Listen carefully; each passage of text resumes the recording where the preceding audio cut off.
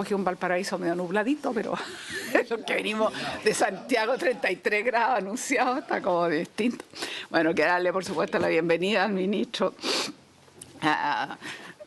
También quiero darle al ministro de Obras Públicas, que darle la bienvenida, por supuesto, al director general de Agua, al director de Obras Hidráulicas, a la jefa territorial y participación ciudadana emergencia, doña Viviana Paredes. ¿Está? Por favor, asiento. La jefa de división de riego, Ivonne Machán, no sé si está. Bueno, y la jefa de unidad de gestión, harta jefa, pero no. Y ahora el jefe de unidad de gestión y proyectos, don César Almarza, no sé. Bueno, y los asesores y todos bienvenidos en todo caso. Muchas gracias. Tenemos también invitado a la subgerente de sustentabilidad, doña Enrique Broschek, que no sé si va a llegar. ¿Está Enrique? Pero asiente igual, por favor. Aunque es el segundo punto de la tabla, pero está bien. Justamente que tiene que ver con el problema de la eficiencia hídrica. Entonces, como habíamos acordado en esta sesión, el primer punto es ver sobre todo la situación hídrica de la cuenca del río Aconcagua, las soluciones que se planteen a mediano, corto, largo plazo, muy a corto plazo, porque la situación es muy tremenda, muy difícil. Yo incluso estuve comunicando con usted, ¿se acuerda, ministro?, por una situación extremadamente grave que estaba ocurriendo y, bueno, está la situación muy complicada, como todos sabemos. Entonces, sin más preámbulo, yo le daría la palabra al señor ministro, don Alfredo Moreno, para que nos ilustre a esta Comisión Especial de Recursos Hídricos de Certificación y Sequía. Muchas gracias, presidenta. Saludar a los integrantes de la comisión por su intermedio.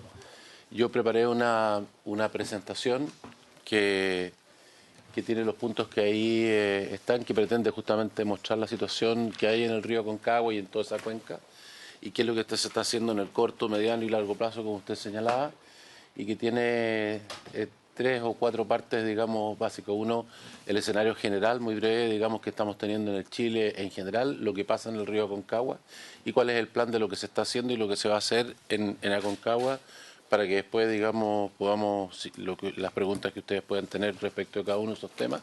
Y también incluimos ahí el tema del agua potable rural, porque la región de Valparaíso, no solamente Aconcagua, sino que la región de Valparaíso e incluso la región metropolitana colindante con Valparaíso, es donde tenemos más problemas de agua potable rural. Ahí es donde más se ha sentido el impacto. Más de la mitad de los APR con problemas están situados en este lugar.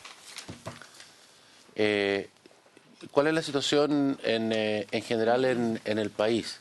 Ahí están las precipitaciones en Santiago y en San Felipe, ¿no es cierto?, en Aconcagua, y ustedes pueden ver, ahí está lo que es un año normal, está en gris, en el caso de Santiago, más de 300 milímetros, el promedio que hemos tenido entre los años 2010 y 2018 ya vamos en 212 milímetros, eso es 38% menos, pero si miramos el año 2019, a pesar de que hemos tenido 11 años de sequía, pero el año 2019 se sale de todo marco, tenemos 76% menos de lluvia que un año normal. Si uno va a San Felipe, esos números son, en la última década tenemos 33% menos, y en este año hemos tenido 83% menos. Este es el problema esencial que tenemos en Chile y en Aconcagua. Una caída en las lluvias durante los últimos 10, 11 años, que es primera vez en Chile que tenemos un ciclo de más de 4 años de sequía, llevamos 11, nunca habíamos tenido más de 4. Y junto con eso, esto culmina en un año 2019 donde las caídas son fenomenales, son mayores de las que hemos tenido nunca. Si uno va a mirar eso sobre la lluvia y miramos esto, digamos, en la precipitación acumulada en los distintos valles, ahí pueden ustedes ver que si bien el caso de Aconcagua es un caso, como ya mencioné, que tiene muchas dificultades, ahí está San Felipe, pero comparado con Santiago, Rancagua, Curicó, hay otros lugares más al norte donde las caídas son aún mayores respecto a lo que es normal para ellos. La línea azul es el 100% que sería un año normal, ¿no? Entonces, comparado con un año normal, el año 2018 está ahí en gris. Vean las caídas que hay en Vallenar, por ejemplo. En Vallenar hoy día tenemos del orden del 1% de lo que es un año normal en materia de precipitaciones. En Ovalle no alcanzamos a llegar al 10%. Y en San Felipe estamos del orden del 17, 18, como vimos recién. Así que esto afecta a una zona muy amplia de Chile que va entre Atacama y más o menos Ñuble, Maule, Ñuble. Si eso lo miramos en los caudales, aquí tengo algunos de los más importantes, por ejemplo, Aconcagua en Chacabuquito, o sea, en el origen del río, al iniciar el río, nuevamente está hecho de la misma manera, la línea azul es el 100%, que sería un año normal. Aquí, hasta aquí llegamos, ¿y ahora qué? Ahora sí. Houston, ¿qué se hace aquí? No sé. ¿Alguien que le pueda dar una ayuda? Sí, yo no sé. Un técnico. Algo, pero es esto, no es, es el computador. ¿El computador? Sí. No la pantalla.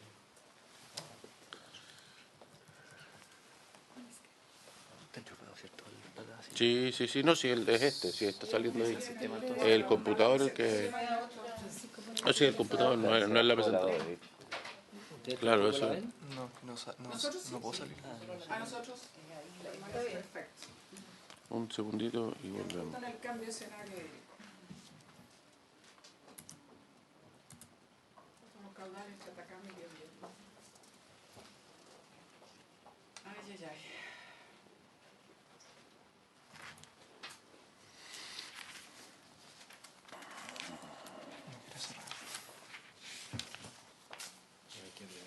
Aprovecho incluso comentar en esto porque salieron unas declaraciones de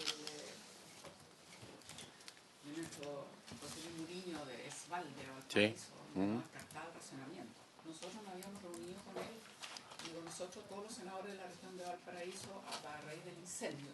Sí. Una de las críticas que uno oye normalmente es que los grifos o no existen o no tienen agua y es el drama de nuestras poblaciones, por supuesto, arriba. Entonces hubo una reunión de Esval con todos los senadores, coordinamos y... ¿Esto quiere decir que estamos mejor o peor? No estoy seguro. Yo tampoco estoy seguro. No, hay que ver que reiniciarlo porque no sigue pegada a la pantalla. Entonces, porque es interesante, porque en ese momento nos hizo una exposición y por los trabajos que estaban realizando con cierta antelación y por los estudios que habían hecho, se estaban preparando y por lo tanto consideraba que en principio no íbamos a tener un riesgo de racionamiento.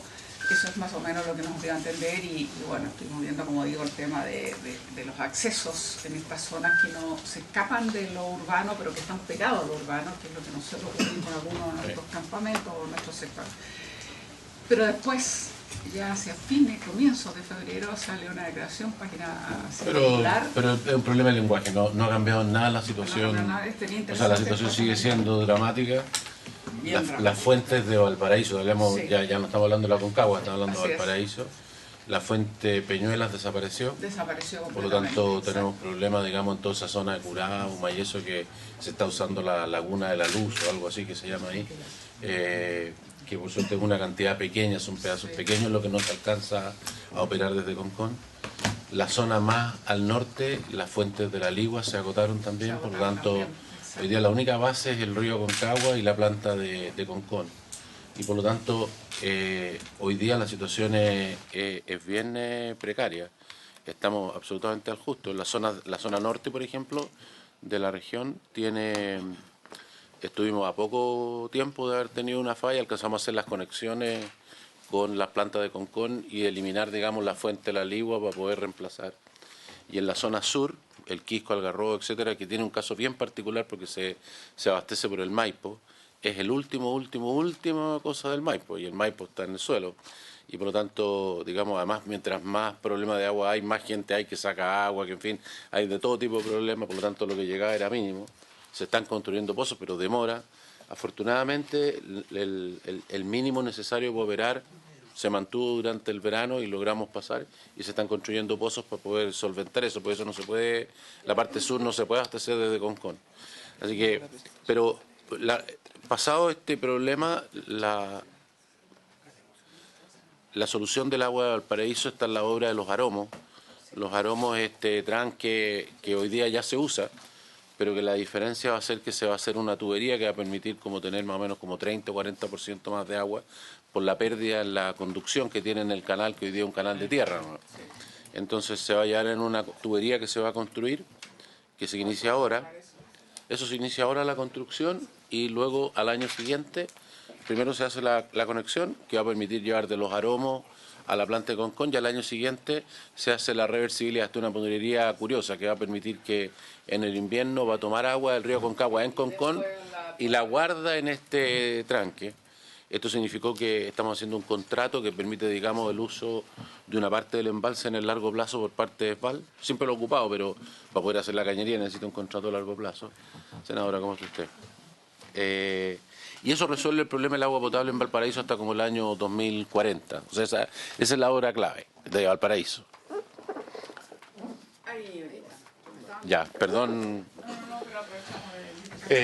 Bueno, ya hablamos de la lluvia. Si vemos, digamos, los caudales en el río Aconcagua, tal como lo muestra, digamos, la lluvia, tenemos más o menos el río Aconcagua tiene un 20% de lo que tenía normalmente. El año pasado estábamos arriba de 30%, pero esto también se repite en otros lugares. El Mapocho, digamos, está en menos del 20%, el Cachapoal un poquito por sobre el 20%, el Río Elqui menos del 20%. O sea, si uno mira las distintas cuencas fundamentales de la zona centro-sur y centro-norte de Chile, esta situación no es tan especial, sino que es lo que estamos viendo en los distintos lugares. Vamos a lo particular del río Aconcagua y de la cuenca del río Aconcagua. Como probablemente muchos de ustedes saben, la cuenca del río Aconcagua es enorme. Está dividido el río en 4 secciones. Si uno suma las hectáreas que están bajo riego, es decir, que técnicamente se pueden regar, suman 66.748 hectáreas, de las cuales ahí están marcados cuántos son cada uno. La primera sección 24.000, la segunda 18.000, la tercera 22.000 y la cuarta es una sección más pequeña ya llegando, digamos, a la costa.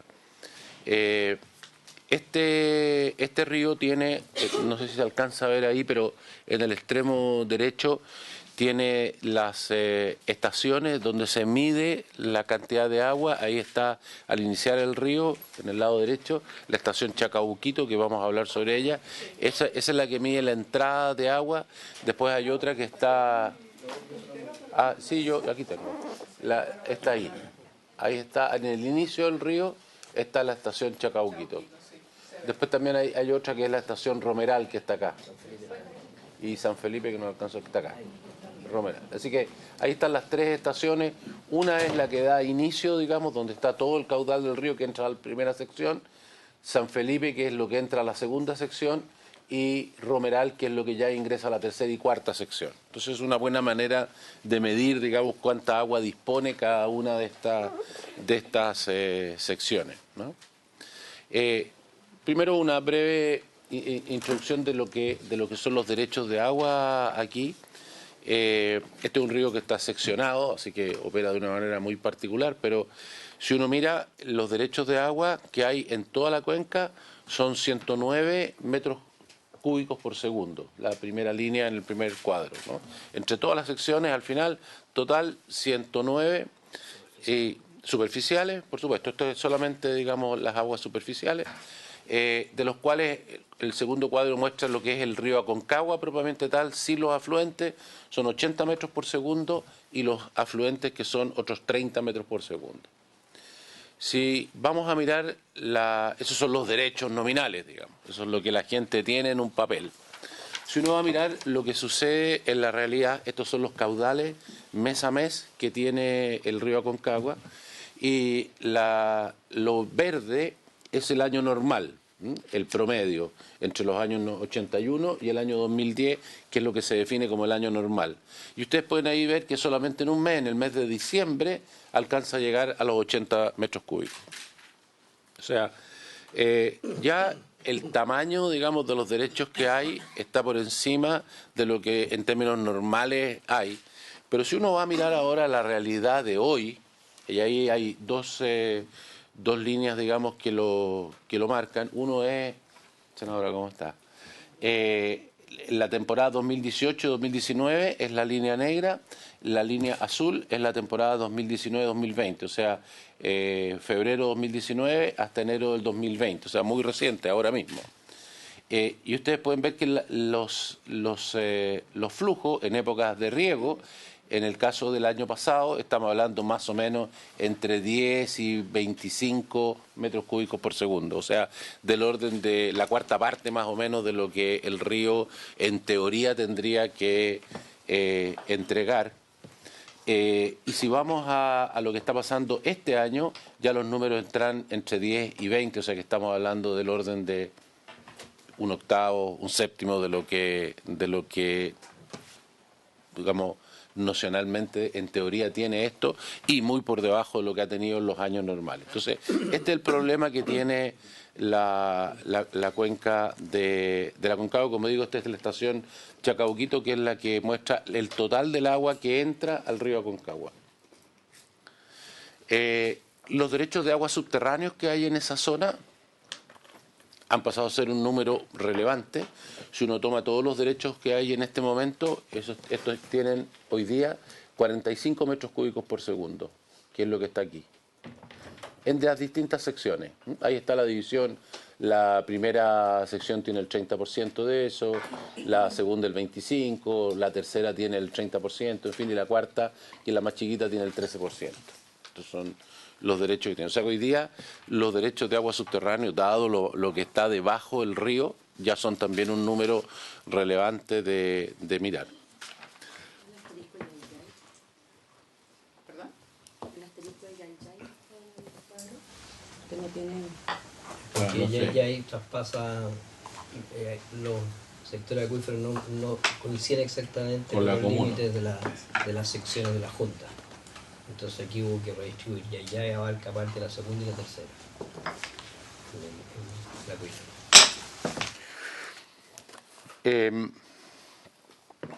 Esto es lo que ha pasado con los acuíferos. Aquí hay, digamos, mediciones en 3 puntos distintos. El que está abajo es la costa, o sea, digamos, la tercera o cuarta sección. Los otros son primera y segunda. Y si bien en el último, en general, digamos, si bien se ve una cierta estabilidad de lo que son, digamos, los acuíferos, en el último tiempo empieza a haber ya un decrecimiento, no es un decrecimiento grande, son caídas de 2-3 metros, digamos, en la cota de los pozos, pero claro, para pozos pequeños esto es una diferencia grande, ¿no?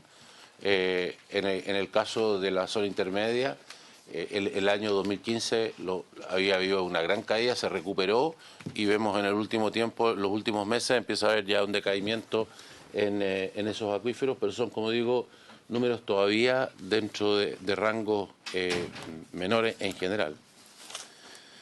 ¿Qué es lo que incluye, digamos, el plan Aconcagua? Lo primero es decir que esta es una zona que, a diferencia de otras, está en materia de escasez hídrica dentro de una zona, llamémosle, especial desde hace mucho tiempo. De hecho, la Dirección General de Agua, entre el 2018 y el 2008 y el 2019, ya ha emitido 33 decretos de escasez en la cuenca, es decir, vamos a ir al detalle de eso, pero desde hace ya, digamos, 10 años o más que esta zona está decretada en forma permanente, o parte de ella en forma permanente, como zona de escasez.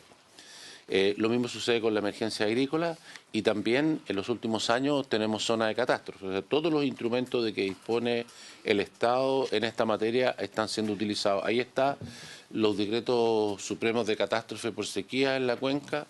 En el año 2015-2016 hubieron 9 comunas decretadas zona de catástrofe. El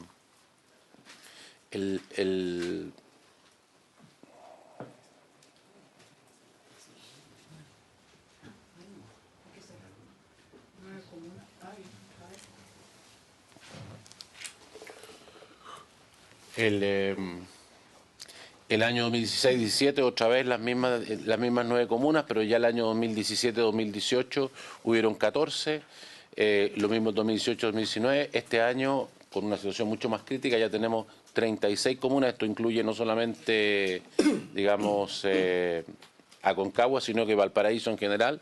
Hoy día 36 comunas de Valparaíso se encuentran como zona de catástrofe, está toda la región. En el caso de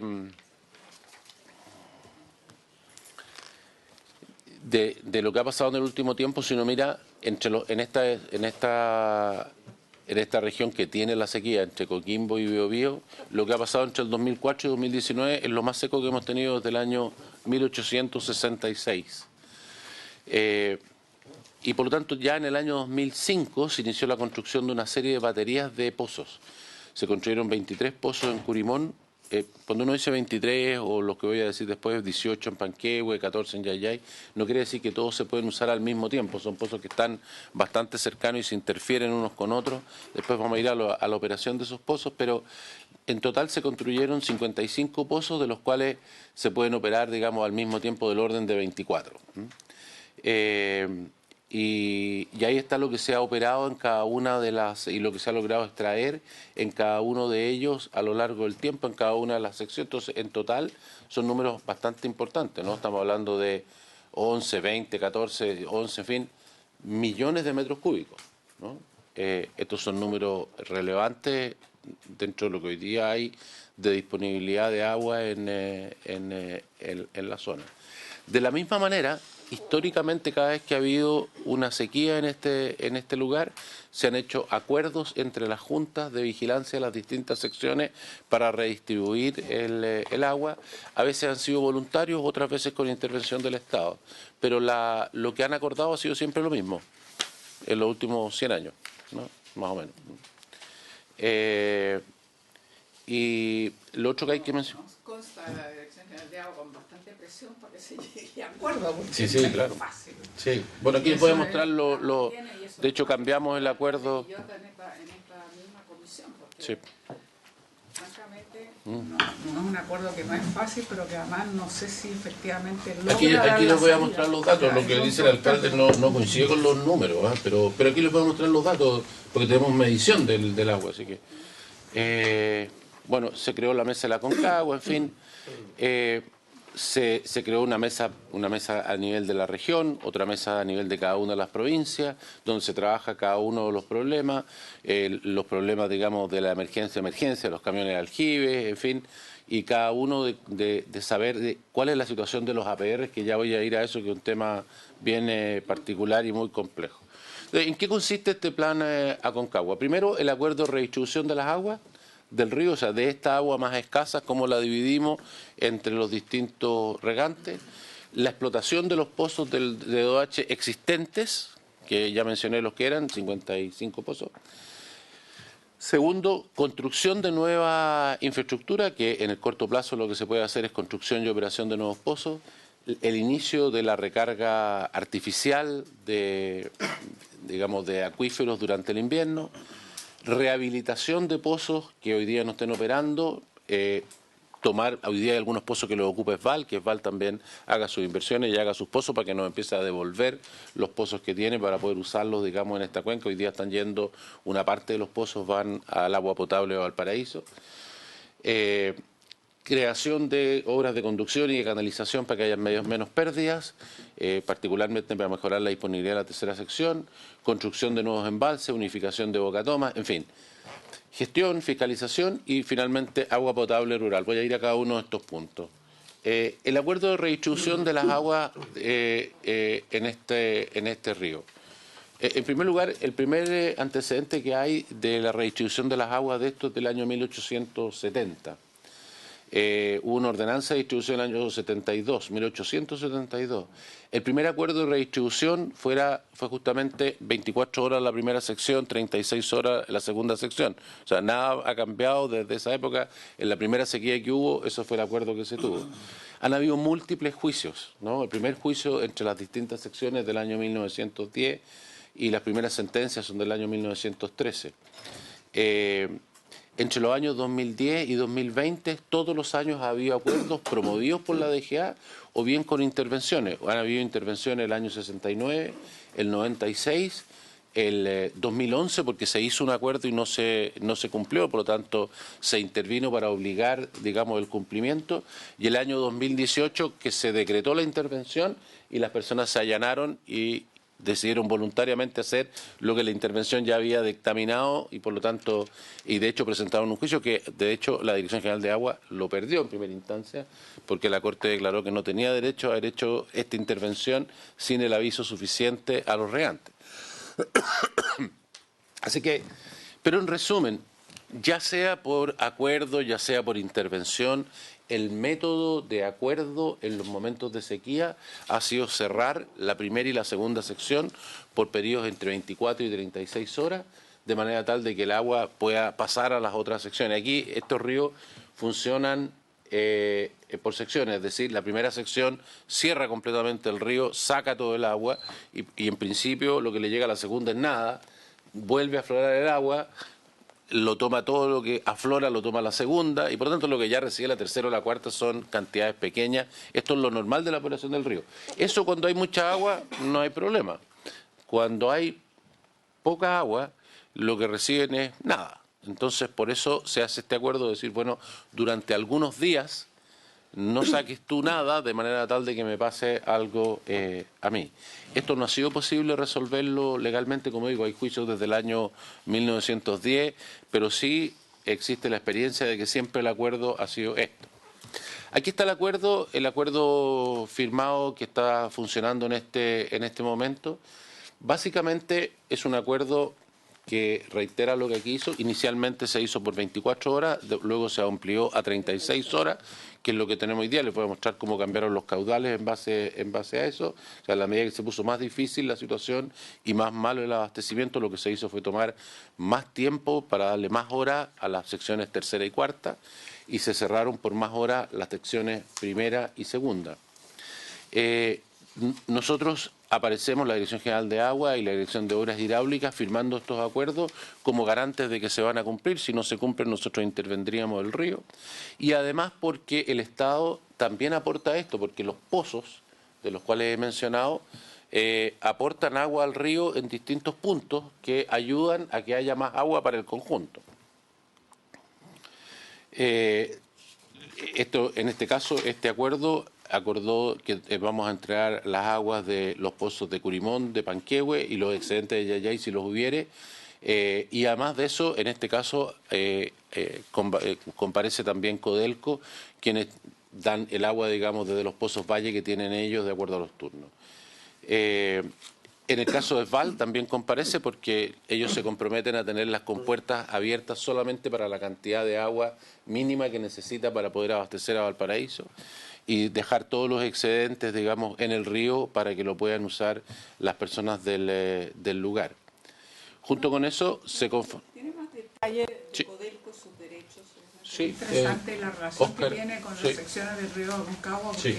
entiendo que ahí había también entre acuerdos y no acuerdos, Sí. y eso ha sido... Hoy día hay un buen acuerdo. Hoy día hay un buen acuerdo con Codelco, pero si quiere, un segundo antes de ir a eso, solo para mencionar la otra novedad que tiene este acuerdo, si bien la base del acuerdo es la que ya mencioné, que es lo histórico, lo que se crea es un comité que monitorea esto, porque esto es importante, porque una cosa es decir que se hace, otra cosa es que se cumpla. Esto es monitoreado por un comité donde están las juntas de vigilancia de las 4 secciones, están representantes del MOB, del Ministerio de Agricultura, de la Dirección General de Agua, de la Comisión Nacional de Riego, en fin. Ese comité ha funcionado en 54 ocasiones desde que firmamos esto, es decir, es un comité plenamente activo, se reúne al menos una vez a la semana. El monitoreo y la fiscalización se miden los caudales promedios semanales, se ponen en una página web, ahí están, lo puse para si ustedes lo quieren revisar, ahí están, de manera tal de que cuando la gente dice, oiga, no pasa nada de agua por tal parte o no se cumple con el acuerdo, los datos específicos están ahí, las mediciones de cada uno de estos, y están también los acuerdos y las actas del Comité Ejecutivo, donde están todos los componentes de este lugar. Y nosotros tenemos fiscalizadores en cada uno de los lugares. De hecho, voy a adelantarme un poco, vuelvo un segundo, pero aquí están, este es el último fin de semana, el 29 de febrero al 1 de marzo del año 2020. Estos son caudales, metros cúbicos por segundo. La línea azul es el agua que entra en Chacabuquito, es decir, al inicio del río Aconcagua. La primera línea punteada vertical, a la izquierda, esta es la hora en la cual cerró la primera sección. Aquí cierra la primera sección y deja de tomar agua, digamos, de esto que era lo que le estaba ingresando. Aquí cierra la segunda sección y ustedes pueden ver, cierra la primera sección, empieza a levantar el agua que tiene la segunda, que es esta roja. cierra la segunda sección, que no estaba recibiendo absolutamente nada, y empieza a subir la segunda sección. Y así hasta llegar a tener el total del agua. Una vez que luego pasan las 36 horas, cierra la primera sección, horas después cierra la segunda sección, y el agua sigue escurriendo y lo sigue teniendo la sección, digamos, la tercera, a pesar de que están abiertas las otras, porque el agua demora mucho en pasar, digamos, del primero al segundo. O sea que esta área de aquí, digamos, bajo la curva verde, es el agua que recibe la tercera sección, y como ustedes pueden ver, se cumple perfectamente, digamos, lo que señala el acuerdo. Pero ¿cuál está refiriéndose a la cita que entró la alcaldía? Voy inmediatamente para dar una idea, salto a eso entonces. Aquí tenemos el acuerdo de redistribución de las aguas de la Junta de Vigilancia del MOP. Aquí está, en la primera columna, están los distintos fines de semana. Ahí está, 12 y 13 de octubre del año 2019, ¿no? Las horas de turno, en la primera parte eran de 24 horas, ese fue el primer acuerdo que se hizo, cerrar 24 horas la primera sección y 36 la segunda.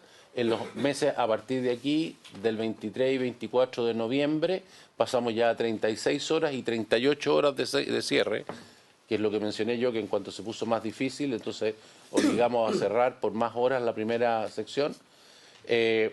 Y hacia acá está cuáles son los flujos que habían al ingreso en Chacabuquito y qué es lo que recibió Romeral promedio aportado y por cuántas horas efectivas, ¿no? Entonces recibió 6,44 metros cúbicos por segundo en promedio por 34 horas. Esos son 790.000 metros cúbicos en ese fin de semana.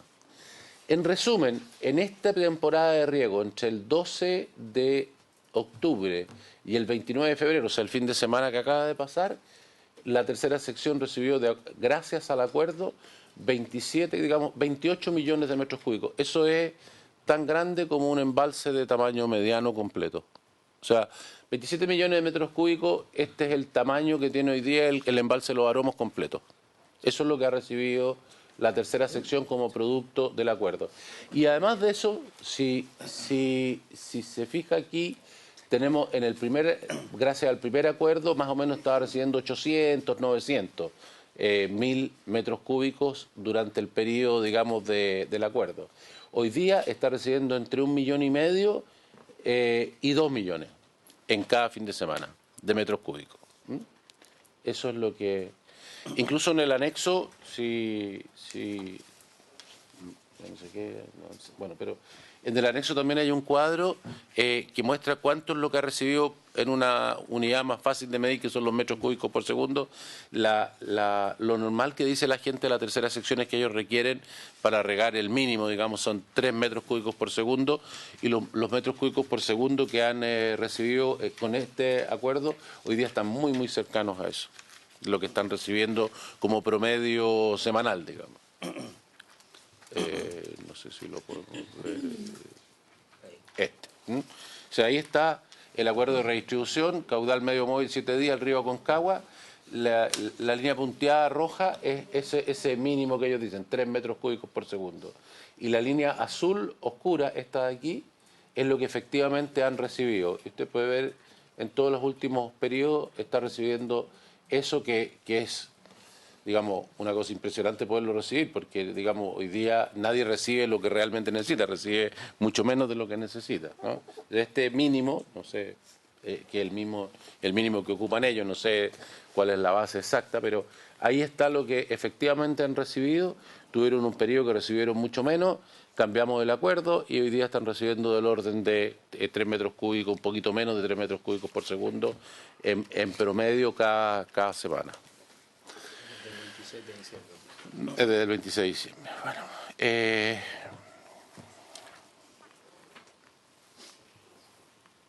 entonces, esta es la primera cosa, digamos, que tiene que ver con el acuerdo de redistribución de las aguas, y lo otro que tiene que ver con el acuerdo de la redistribución de las aguas son los pozos, la operación de los pozos que hoy día se hace. Hoy día los pozos que existen operativos, que se pueden operar al mismo tiempo, son 11 pozos en Curimón, 6 pozos en el Escoliar en Panquehue y 14 pozos en Yayay. De Yayay, los 14 pozos hoy día los opera ESVAL, y lo que nosotros estamos en conversaciones con ESVAL es para que ellos vayan realizando sus propios pozos y nos devuelvan estos pozos de manera tal de tenerlos disponibles para la cuenca hacia adelante. Luego de eso, los que hoy día podemos ocupar entonces son estos 11 y estos 6. La operación de eso le ha costado a la Dirección de Obras Hidráulicas más o menos 2.000 millones por temporada, más o menos. O sea, digamos, por pedazo de año. O sea que hoy día tenemos entre 2019 y 2020 4.000 millones de pesos la operación de los pozos. O sea, hoy día solo el aporte, digamos, a los regantes del río Aconcagua, por la operación de esos pozos, vamos a ir a muchas otras cosas que se aportan, pero solo la operación, el costo de la energía, las personas que ahí operan, cuesta del orden de 4.000 millones, digamos, la temporada. Y vamos a incrementar mucho los pozos, así que estos números van a crecer enormemente. Luego de eso voy a ir a lo que es la infraestructura, que era el segundo punto. Por eso tenemos la distribución de las aguas, de lo que hay hoy día en el río, cómo se hace, si se verifica, como ya mencioné, si se verifica. Es el mismo acuerdo histórico en su expresión más extrema de favorecer a los que tienen menos, que son la tercera y la cuarta. Y luego están entonces las inversiones. Voy a ir una por una, pero solo por mencionar los números generales, digamos. Hoy día, entre la inversión más el gasto, que en total, dije 4.000, en total va a llegar, terminando la temporada de riego, a más de 5.000 millones, más las inversiones, este año, digamos, entre la temporada de riego 2019-2020, que está terminando, la inversión van a ser 18.000 millones. Voy a ir a cada una de ellas. Y para la temporada que empieza, digamos, en septiembre, hasta principios del año 2021, la inversión y el gasto va a ser 32.000 millones. Voy a mencionar en qué se usa eso. Bueno, en primer lugar, creación de, ya expliqué la parte de operación, pero aquí dice perforación y explotación, en realidad son solamente perforación, por ahora. 11 pozos adicionales en San Felipe, Santa María y Yayay. Estábamos construyendo 4 adicionales, pero producto de lo que ha pasado en Chile en los últimos meses, estos pozos fueron vandalizados, fueron quemados, y por lo tanto hay 4 que no deberían ser, en vez de 11, deberían ser 15, pero hay 4 que fueron dañados, digamos, muy fuertemente. Y esos van a ir al río. Además de eso, estamos haciendo algunos que van directo a canales, o sea, están en cabeceras de canales, y ahí se están haciendo 3 pozos. Después voy a mostrar un mapa de dónde va cada uno, y en total, entre ambas cosas, la inversión son 9.000 millones de pesos durante este año. Luego de eso, están los trabajos de encauzamiento. En la medida que el río va teniendo menos agua, si uno lo deja correr en una superficie grande, el nivel de infiltración que tiene en el cauce del río es muy grande. Lo que se hace es achicar el cauce del río, se hace que el agua escurra sobre un lugar de una superficie de contacto mucho más baja y por lo tanto se infiltra mucho menos. Entonces ya se han hecho y se han terminado 13 kilómetros entre las comunas de San Felipe, Panquehue y Catemo, otros 11 kilómetros en las comunas de La Cruz y Quillota. Se está haciendo la extensión de una tubería de 5,5 kilómetros para conducir las aguas de los pozos de Yayay hasta los canales de la tercera sección de la Aconcagua. Se están las obras de rehabilitación de 2 pozos de la DOH existentes en el sector de Hijuela.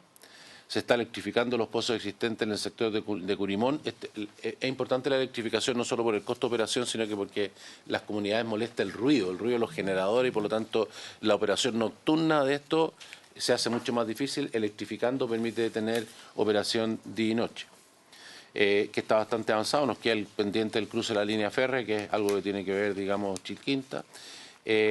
Estos son 4.000 millones de pesos adicionales que estamos invirtiendo en esto, todas obras que se están ya ejecutando.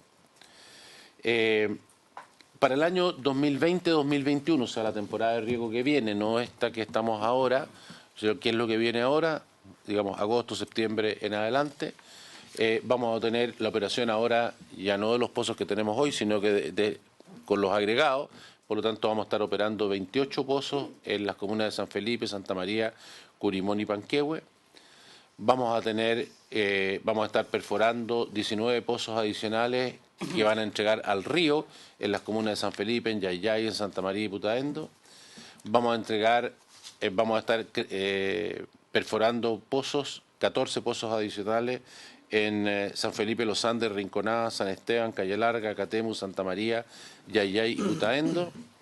Se va a seguir encauzando el río, mencioné algunos de los tramos que ya se han encauzado, se va a agregar los 13 kilómetros entre Panquehue y el estero de Santa Rosa, los 25 kilómetros entre el estero de Santa Rosa y el Canal Ovalle y los 10 kilómetros entre La Cruz y La Calera. Esto junto con continuar los estudios, que son una cosa de mucho más largo plazo, para los embalses Pocuro, Catemu, Aromo, en fin, y la unificación de las bocatomas. Esos encauzamientos, nuevos pozos, operación de los pozos, en fin, tienen una inversión total de 33.000 millones para la temporada que se va a iniciar este año. Junto con eso también se inicia las piscinas de infiltración, que van a estar en las 3 secciones, van a haber en las 3 secciones lugares de infiltración que lo que hacen es tomar el agua de invierno, ponerlo en unas piscinas. Esto se infiltra y hace que la napa en ese lugar suba y por lo tanto los pozos de las personas que están cercanas a esa van a tener, digamos, van a volver a tener agua. La superficie que tenemos planificado son 50 hectáreas. El volumen de infiltración que estimamos que se puede hacer son 19 millones de metros cúbicos en los 2 meses en que esto se puede hacer. Y lo estamos, digamos, terminando, o sea, iniciando en cuanto termine la temporada de riego, porque necesitamos tomar el agua de la Aconcagua o meterlo en las piscinas. Hoy día sería una locura quitarle el agua a los regantes, nos matan, pero terminando la temporada de riego vamos a proceder, digamos, a iniciar esto. Hay una serie de estudios que están en curso que tienen que ver con los distintos embalses. Esto yo lo he dicho otras veces en esta misma comisión, los embalses se demoran una cantidad enorme porque requieren una cantidad enorme de estudios. Cada uno de ellos, ahí está el detalle donde está cada uno de ellos. Quizás solo mencionar que hay una cosa novedosa, una propuesta de la segunda sección de 5 embalses que son más pequeños, más rápidos de hacer, que están al costado del río y que los estamos estudiando. Esto acaba de aparecer hace muy poquito, así que iría solamente una etapa de prefactibilidad para ver si tienen lógica o no. Pero que aparece como una cosa interesante. Embalse Los Aromos, como digo, va a tener una parte importante, o siempre lo ha tenido, digamos, su uso es básicamente el agua potable de Valparaíso, pero aparte de lo normal, va a tener, digamos, un contrato a largo plazo con ESVAL para ser utilizado una parte de su tamaño de embalse para el agua potable de Valparaíso y así justificar la cañería esta reversible que estábamos hablando antes. Junto con eso, el acuerdo con ESVAL va a incluir un par de cosas interesantes porque deja una parte del embalse para los usos que la DOH tenga en la zona, que básicamente son APR. Y en segundo lugar también obliga a ESVAL en los alrededores de Valparaíso a abastecer al menos, digamos, 3 millones de metros cúbicos al año, digamos, a APR, que nosotros le vamos a presentar en las cercanías de las zonas de ellos y que ellos se comprometen a que va a tener, digamos, aprobación de todas maneras.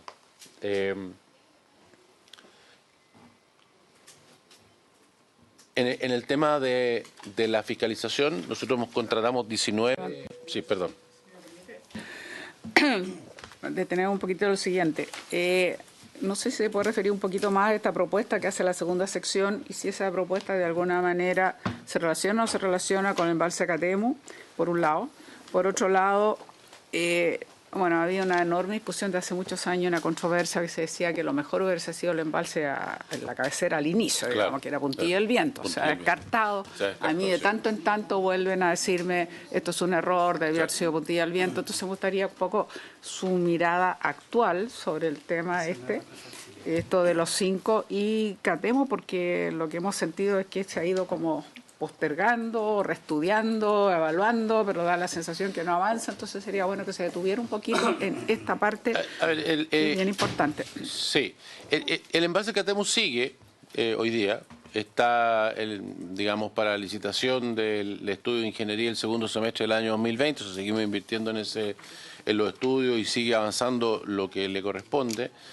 Ahí están algunos de los datos de más o menos los tiempos que están en esto. Esta ingeniería va a incluir el tamaño óptimo, el trazado del camino del canal alimentador, que va por unos túneles, por un cerro, es una alimentación bastante compleja, digamos, de cómo llega el agua a Catemu. Todos los estudios de ingeniería que sean necesarios para poder hacer el estudio de impacto ambiental y después obtener la RCA de este embalse, esos estudios, nuestra estimación que van a tomar es del orden de 5 años. O sea que estamos hablando de cosas, insisto, que son, y eso después vienen el tema medioambiental, en fin. O sea, estamos hablando de cosas que toman muchísimo tiempo. Entonces, ¿en qué se relacionan con los 5 embalses? Sí se relacionan, porque los embalses estos son embalses más pequeños, donde uno de ellos, podría uno decir que podría ser una alternativa a Catemu, pues están cerquita. O sea que uno a lo mejor habría una alternativa de hacer una cosa más rápida, más pequeña, con menos inversión, pero que podría dar sus beneficios con anterioridad. También hay ciertas dudas, digamos, de cuáles son las cantidades de agua que con la hidrología que tenemos hoy día tendríamos para Catemu. O sea, ahí ese es otro tema que también estamos estudiando.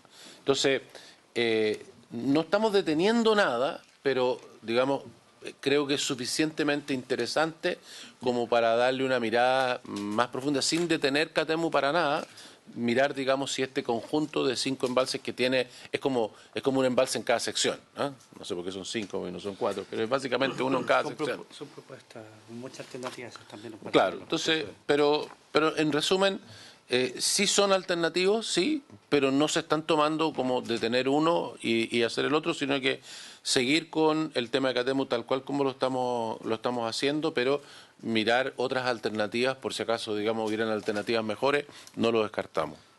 Eso es. ¿Me permite?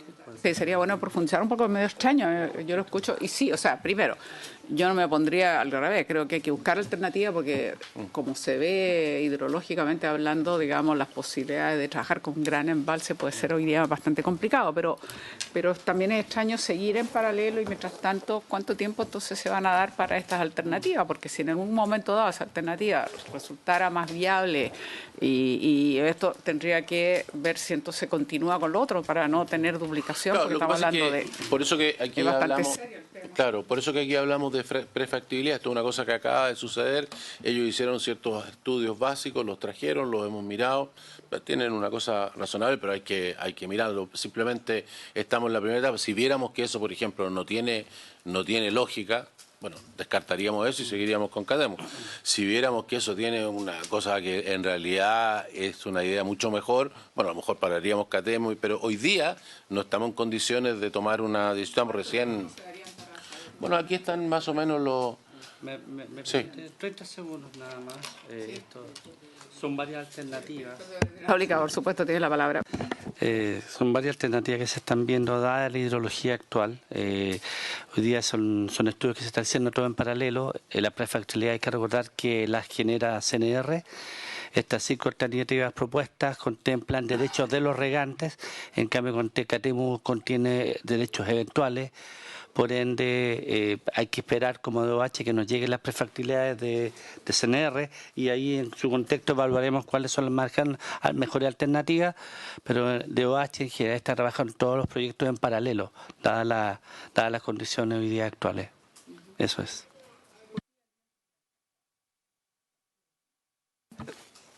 Puntilla del Viento tiene mucha complejidad básicamente de lo que es las familias que hay que reubicar. O sea, estamos hablando que partió con 60 familias en un momento y llegamos a 700 familias sin contar con los costos, sin contar con los atraviesos, con la carretera.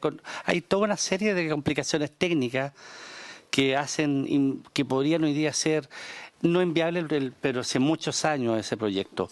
Entonces, dado las condiciones, lo que nosotros necesitamos es apurar, justamente como dice el ministro, los plazos ya son extensos e ir por un embalse de esa envergadura y con esas condiciones sería un tiempo que no podríamos definir. Sí, la última pregunta antes de entrar a fiscalización y agua potable, que nos interesa mucho rural, que es el tema hoy día crítico.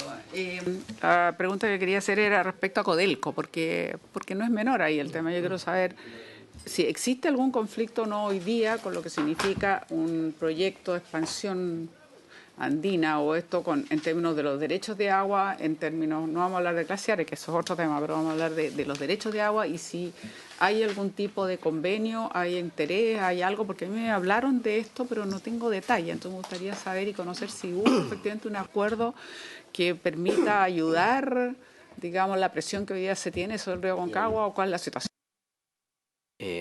Senadora, claro, uno de los resultados importantes del último tiempo es que hay claridad que cualquier acuerdo de redistribución, ya sea voluntario o lo tenga que hacer la Dirección General de Agua, debe incluir a Codelco. Eso no estaba claro hace algunos años. Parte del juicio que mencionaba el ministro del año 2018, no solo falló en contra de la DGA porque no había dado tiempo suficiente para que las juntas llegaran a acuerdo, e intervino, y que no incluía a Codelco. Entonces, a partir de ese momento es totalmente claro que Codelco tiene que estar incluido. Y este año, el acuerdo que suscribieron las tres juntas incluye a Codelco y Codelco se compromete, y así lo ha estado haciendo, a entregar 500 litros por segundo de pozos que ellos tienen en las 36 horas del acuerdo. Y eso sin perjuicio además que están entregando, tienen además un acuerdo anterior a eso para entregar otra cantidad de agua a la primera sección. A la primera sección. ¿Qué dónde están ellos? Creo que es la más abastecida, digamos. Sí. Es la más favorecida, entonces le entregan justo, claro, están ahí, pero le entregan la que tiene más abastecimiento. Si nuestro problema son la tercera y la cuarta, como ustedes mismos lo han demostrado. Por eso mismo el aporte que hacen cuando toca el turno, ellos aportan esos 500 litros por segundo directamente.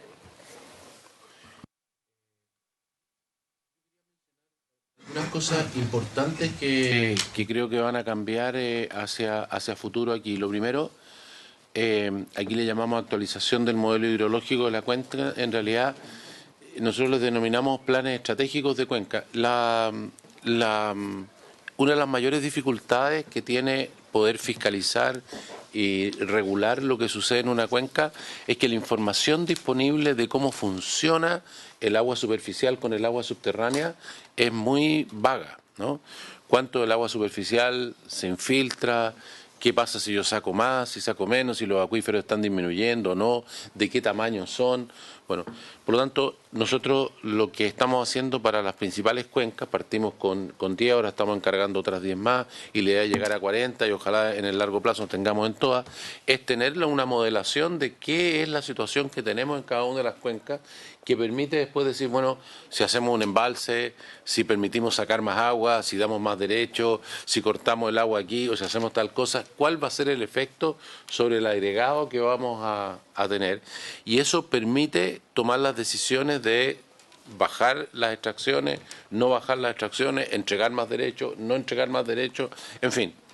Eso, en este caso, de esta cuenca fue, digamos, priorizada y por lo tanto está en el primer grupo, por lo tanto, muy pronto, ya están terminadas, digamos, las conclusiones, vamos a tener un modelo operable que va a permitir determinar qué pasa con distintas cosas de que uno pudiera hacer en la cuenca de la Aconcagua.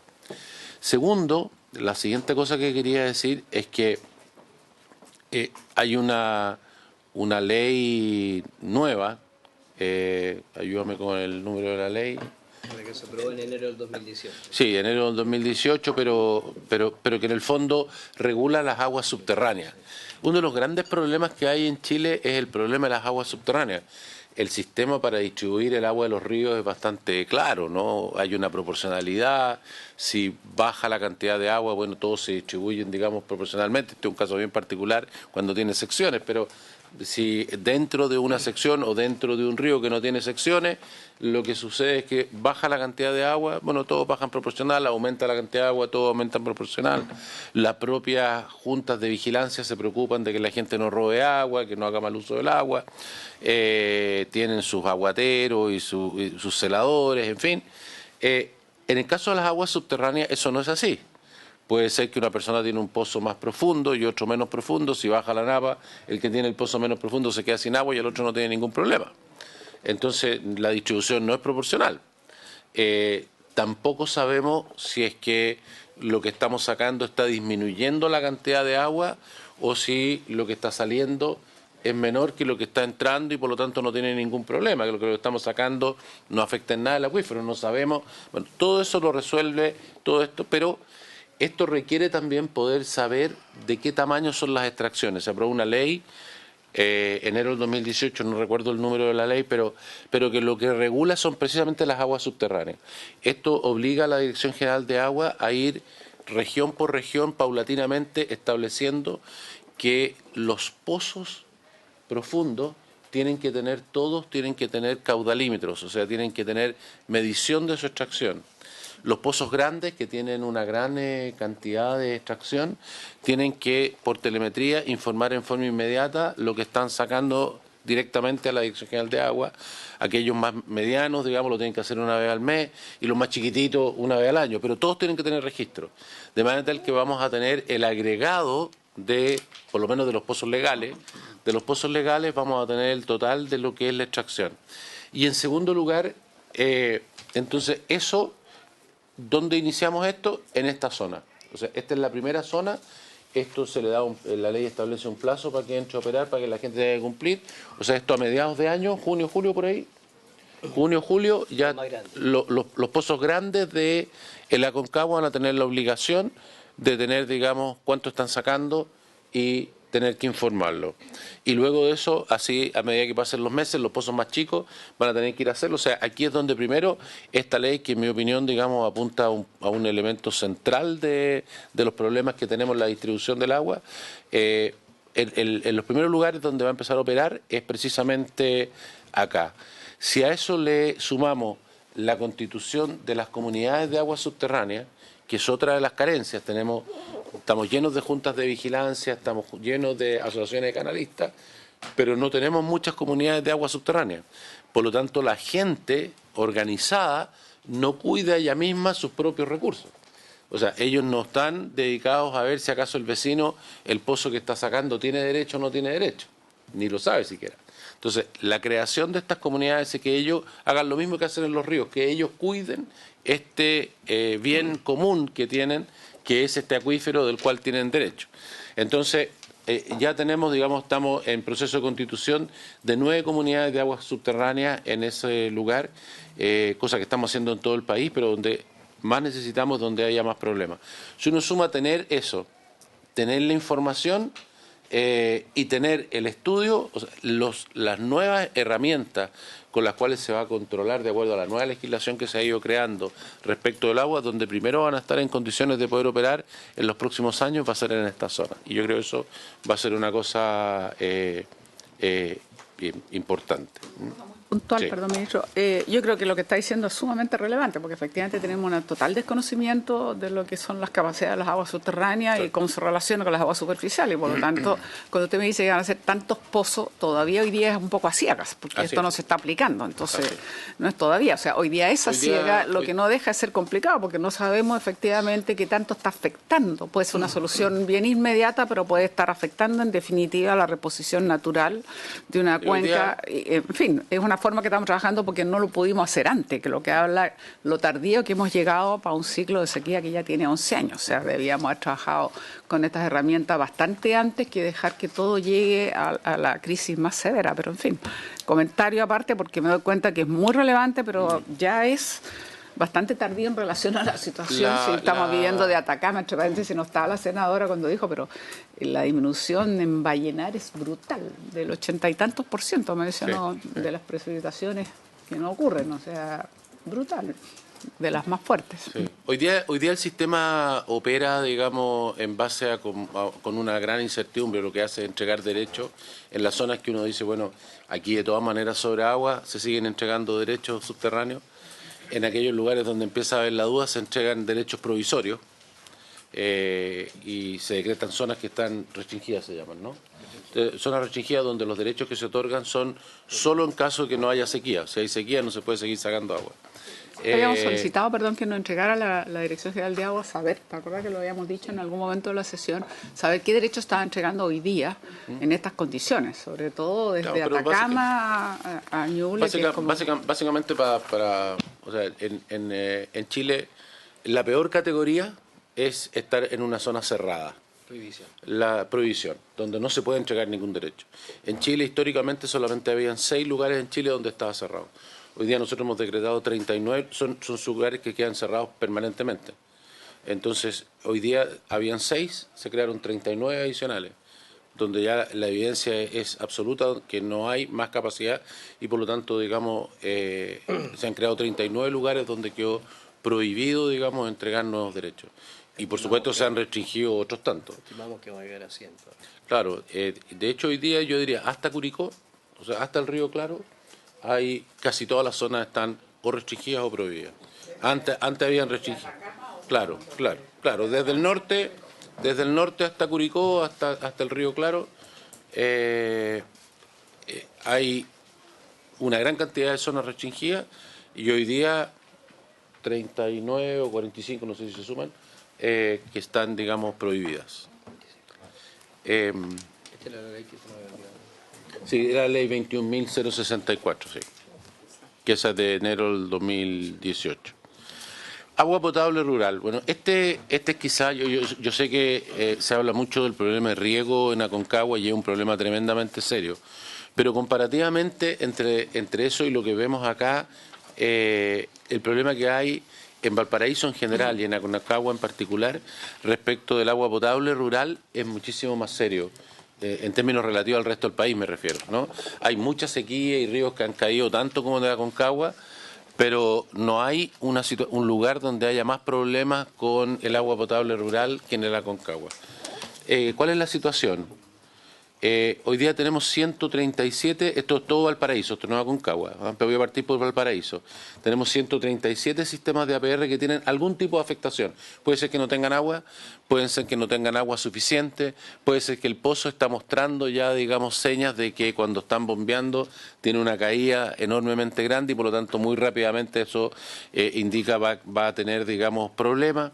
Hoy día esos 137 sistemas abastecen a 111.000 personas. Para dar una idea, el total de personas en Chile afectadas es levemente sobre 200.000 personas con este mismo problema en todas partes. O sea, aquí está la mitad. Aquí está la mitad de los APR afectados por la emergencia. No quiere decir en la Araucanía, en el Maule, hay muchas personas que viven en un lugar que no tiene un APR, que es otro tema. Yo me refiero a personas que tienen un sistema y que por producto de la emergencia ese sistema se está quedando sin agua. De esos tenemos algo más de 200.000 personas, digamos, en esa situación. De ellos, 100 algo están en este lugar, o sea, la mitad.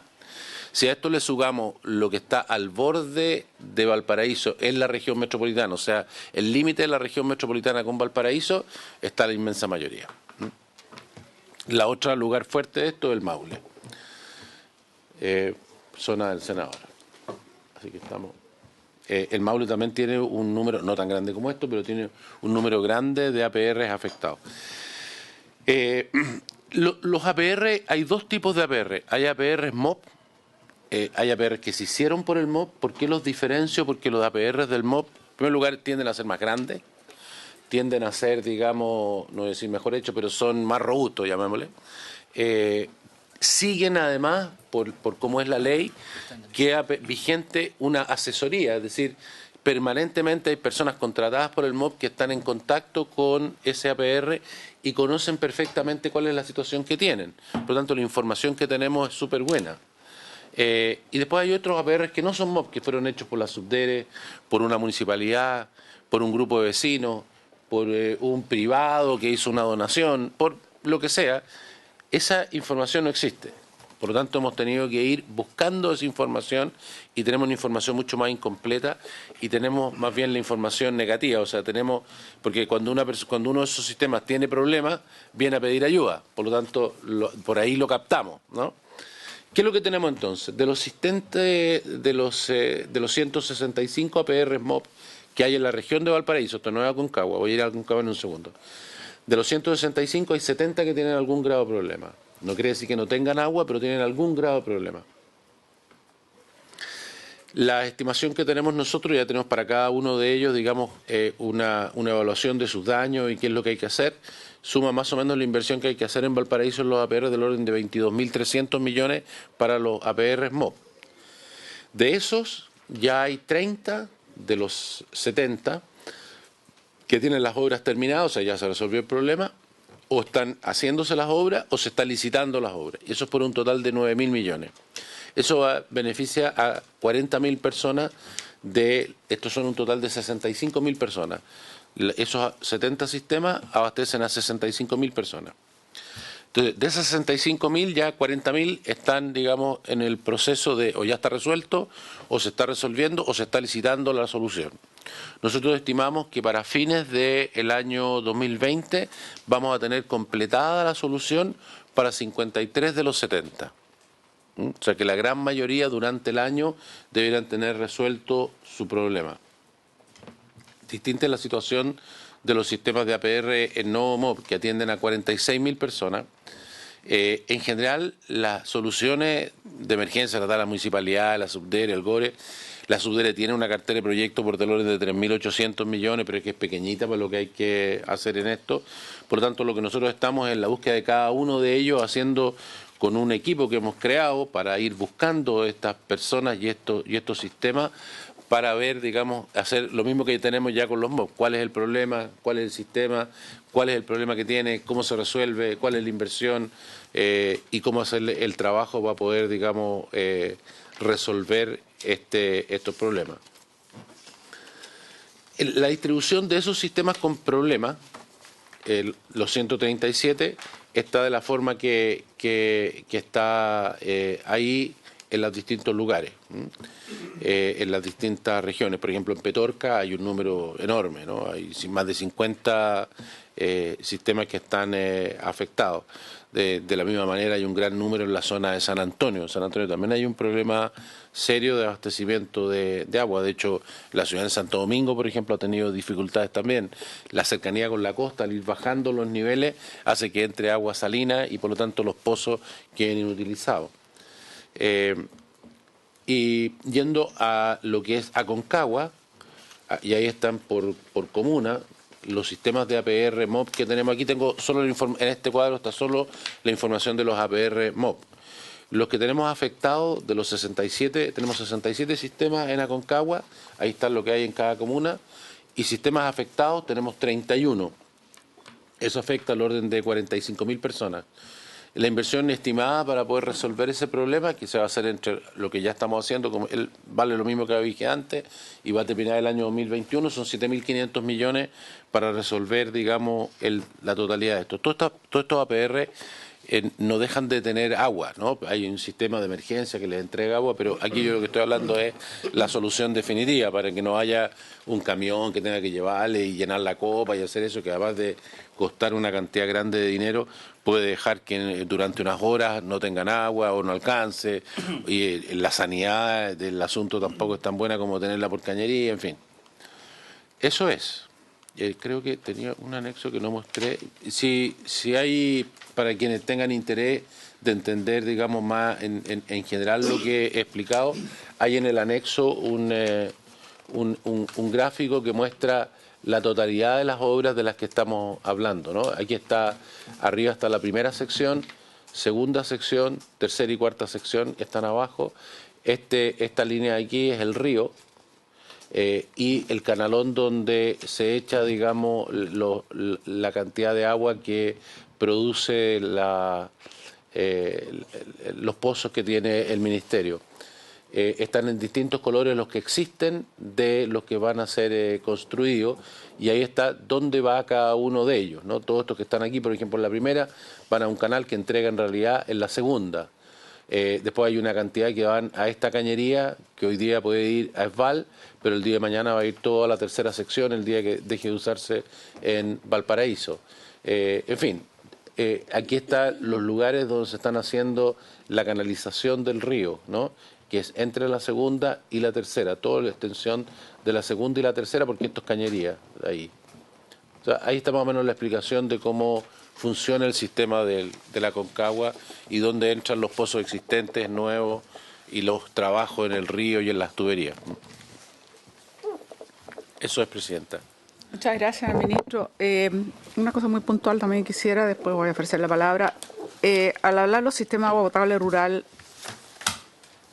bueno, todavía estamos esperando un reglamento que entiendo que todavía, que si la Contraloría, que si se demoran, que si no, pero la verdad es que mantiene en ascua de alguna manera una ley que ya se aprobó hace rato y que para nosotros es importante. Yo creo que estos sistemas, nosotros tenemos que, creo que vamos a estar de acuerdo, entendemos nosotros que es una política, digamos, clara de que es una respuesta que se ha dado el Estado de Chile para llegar a los sectores rurales donde obviamente no existe la posibilidad de ser incluidos en las redes urbanas y las concesiones que tienen. Y por lo tanto es sumamente importante su fortalecimiento, su potenciación, digamos, o sea, el fortalecerlo y la asesoría que se le entregue, que no siempre es tan acuciosa como quisiéramos.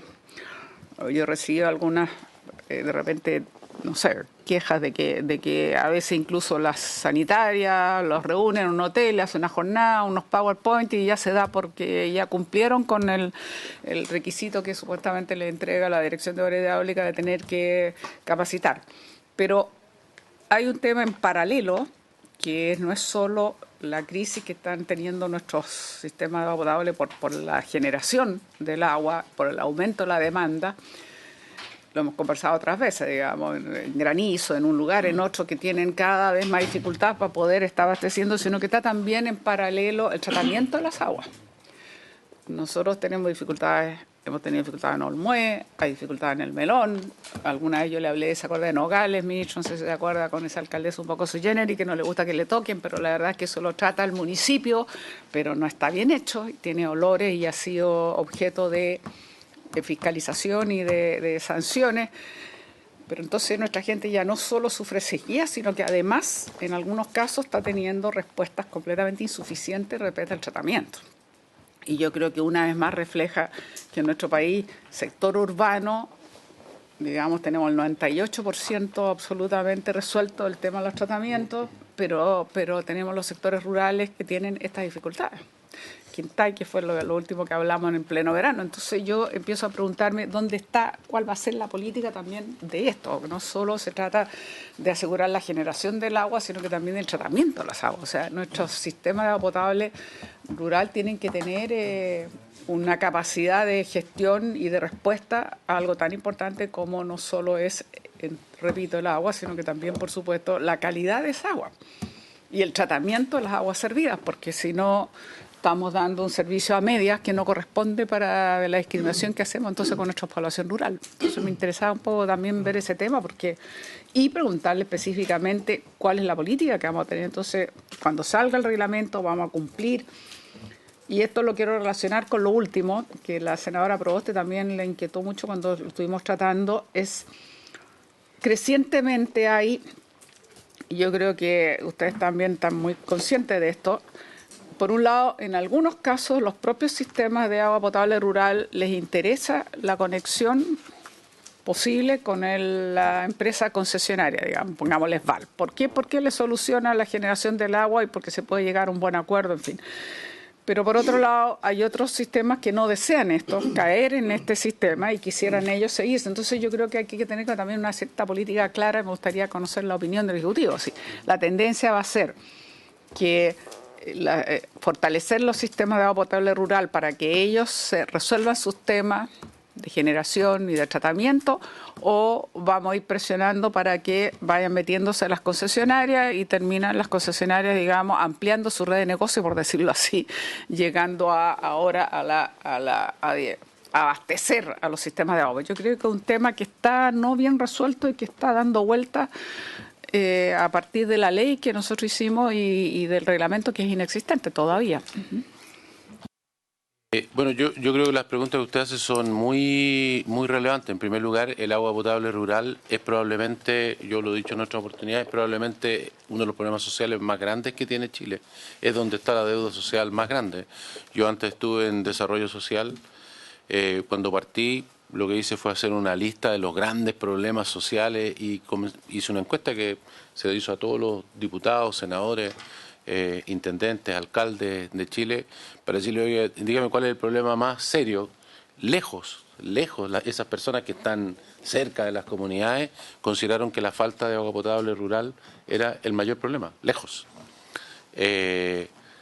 El segundo eran, digamos, las mujeres que no tenían ingresos propios y eran golpeadas en su familia. Imagínense, aún así, las personas consideraban que este problema social era más relevante que una cosa, como eso estaban los niños del Sename y tantas otras cosas, los ninis, la gente que está en las drogas, los barrios peligrosos, en fin.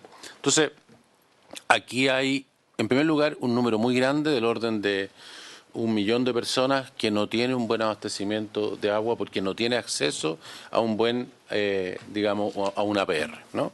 O sea, ahí hay una cosa que tiene que ver con hacer nuevos APR o ampliar los que hay, darle más, digamos, lugares, más capacidades. Y por esa razón, el presupuesto de agua potable rural que tenemos nosotros es el más grande que ha habido nunca en la historia. Y de este paquete, digamos, del ministro Briones, de los 200 millones de dólares últimos, están, digamos, disponibles para hacer esto, adicionales a los fondos que tenemos para este tema, tanto para hacer la emergencia como para, digamos, hacer nuevos sistemas. Nosotros esperamos en 4 años hacer 165 sistemas nuevos y 250 ampliaciones. Eso significa, digamos, prácticamente terminar con el déficit de lo que es los semiconcentrados. O sea, si siguiera 1 año, 2 años en ese mismo ritmo, habríamos terminado con el problema de los semiconcentrados. Las personas que están ya viven en forma dispersa, obviamente esto no les va a resolver el problema, no hay manera de resolver ese problema de una persona que vive prácticamente sola arriba de un cerro o en un campo. Bueno, tiene que tener una fuente de agua propia, ¿no? No hay un sistema así que podamos resolverlo. Pero para las personas que viven, digamos, con un cierto grado de densidad, quedaría, digamos, resuelto en su mayor parte. En lo que refiere al reglamento del agua potable rural, bueno, yo sé que no tenemos la misma opinión a lo mejor, pero hay que recordar que todo esto el Estado se lo reservó para sí. Las compañías sanitarias no pueden operar en esto, no es que no quieran, es que no pueden, ¿no? Entonces, aquí hemos tenido una falla del Estado que se tomó para sí esta responsabilidad, y mientras en las ciudades tenemos los números que usted mencionaba, en los sectores rurales tenemos una falla gigante. Y yo creo que el reglamento, o la ley y el reglamento que lo acompaña van a ser un cambio muy grande y muy positivo. En primer lugar, van a terminar con la clasificación entre lo que son los sistemas MOP y lo que son los sistemas no MOP. Esta propia emergencia muestra que hay unos que son, no vamos a decir que son perfectos, pero que son mucho mejores, que tienen cercanía, que sabemos qué es lo que hay que hacer, que permite, digamos, ir inmediatamente a resolver el problema, porque todo el tiempo son más grandes, tienen pozos más profundos, tienen una tasa de falla que es más baja. Entonces, mientras que los otros, no hay información, no es fácil saber dónde están, qué problema tienen, no tienen una conexión con la autoridad para hacer ver, digamos, su problema en forma pronta, no cuentan con ningún tipo de asesoría, ni buena ni mala, de ningún tipo. Entonces, unirlos a todos y hacer al MOP responsable de todo, yo creo que es un cambio grande, y esta emergencia sí lo está mostrando. De hecho, nosotros por eso estamos haciendo este catastro de buscar, porque esto no solamente sirve para la emergencia, sirve para la nueva ley. La nueva ley nos obliga a hacer eso. Lo mismo relativo al tema del tratamiento de agua. Se hace mucha cosa de que en los campos no hay, digamos, agua potable, pero al mismo tiempo que no hay agua potable, no hay alcantarillado casi en ninguna parte. Y eso significa que las personas viven entre medio de pozos negros, no tienen sistemas de evacuación de las aguas negras, desde ya no tienen sistema de tratamiento, eso por supuesto, pero ni siquiera tienen un sistema para evacuarlos desde su hogar, las tienen que dejar en el mismo lugar. Esta nueva ley también de agua potable rural obliga a crear esto. El MOP nunca lo ha hecho. O sea, la ley lo que hace es obligar al MOP a crear, como quien dice, una división nueva, una dirección nueva que no existe. Incluye contratar 250 personas en el tema de la asesoría, porque tampoco permite las asesorías por parte de la sanitaria, entonces hay que tener funcionarios que hagan ese trabajo. O sea, es un cambio grande, pero que pretende, digamos, bien o mal, pero juntarlo en donde en la parte estatal mejor se hace, ¿no? O mejor se está haciendo donde hay más capacidades. Todos en una misma cosa y tener adicionalmente resolver no solamente el agua, sino que también el tratamiento de agua. En el tratamiento de agua y en la parte de agua de alcantarillado, el Estado hoy día no hace nada. No, nosotros, el MOP jamás ha construido un alcantarillado en ninguna parte. Así que es una novedad absoluta. En términos del abastecimiento del agua, nosotros no promovemos ni una cosa ni la otra. Simplemente hay una norma que permite que si una APR, digamos, se encuentra, bueno, puede estar en una zona urbana, ya esté en una zona urbana o en una zona rural, pero cerca a una ciudad, puede ir a la empresa sanitaria y la empresa sanitaria puede, de acuerdo a la ley, puede abastecerlo si ellos lo solicitan. De tal manera que en el fondo, para algunos APR, porque para muchos no existe esto porque son de zonas más alejadas, pero para aquellos que están ya sea en la ciudad, que hoy día hay muchos han quedado en la ciudad, hoy día hay un montón de pequeñas ciudades que son abastecidas por un sistema de APR, ¿no? Puerto Octay, Cerro Sombrero, digamos, pueblos que uno que ya conoce, no es una actividad, es un pueblecito, no es una cosa, digamos, tan chica, y son sistemas de agua potable rural que fueron creciendo hasta que, digamos, hoy día son una pequeña ciudad o un pueblo grande. Entonces, el abastecimiento de agua, los que deciden cuál es el abastecimiento de agua, es la propia comunidad que dirige ese APR, si es que tiene la posibilidad por cercanía, y si es que la sanitaria le da factibilidad. Porque necesita la sanitaria decir si tiene agua disponible para poder abastecer a todo eso. En esto ha habido todo tipo de experiencias. Hay gente, efectivamente, como usted señala, y comités que no quieren esto, que no quieren estar relacionados con esto, no quieren saber de otros, que se han sorprendido porque a veces sale más barato el agua de la sanitaria que el agua del comité. Entonces le sale más barato recibir el agua y distribuirla, porque la sanitaria no va a distribuir. Ya está la red, ¿no? Lo que hace es llenar la copa nomás. Entonces, en vez de sacarlo de un pozo, hacer otro pozo, le sale más barato el agua que proviene, digamos, de la sanitaria, que hacerlo porque puede estar, por ejemplo, en un lugar donde los pozos son muy profundos o no hay agua. Entonces, la fuente de agua es muy cara y por lo tanto le sale más barato hacer eso. Y eso, ellos han quedado felices. Hay todo tipo de experiencias. Y lo deciden los propios...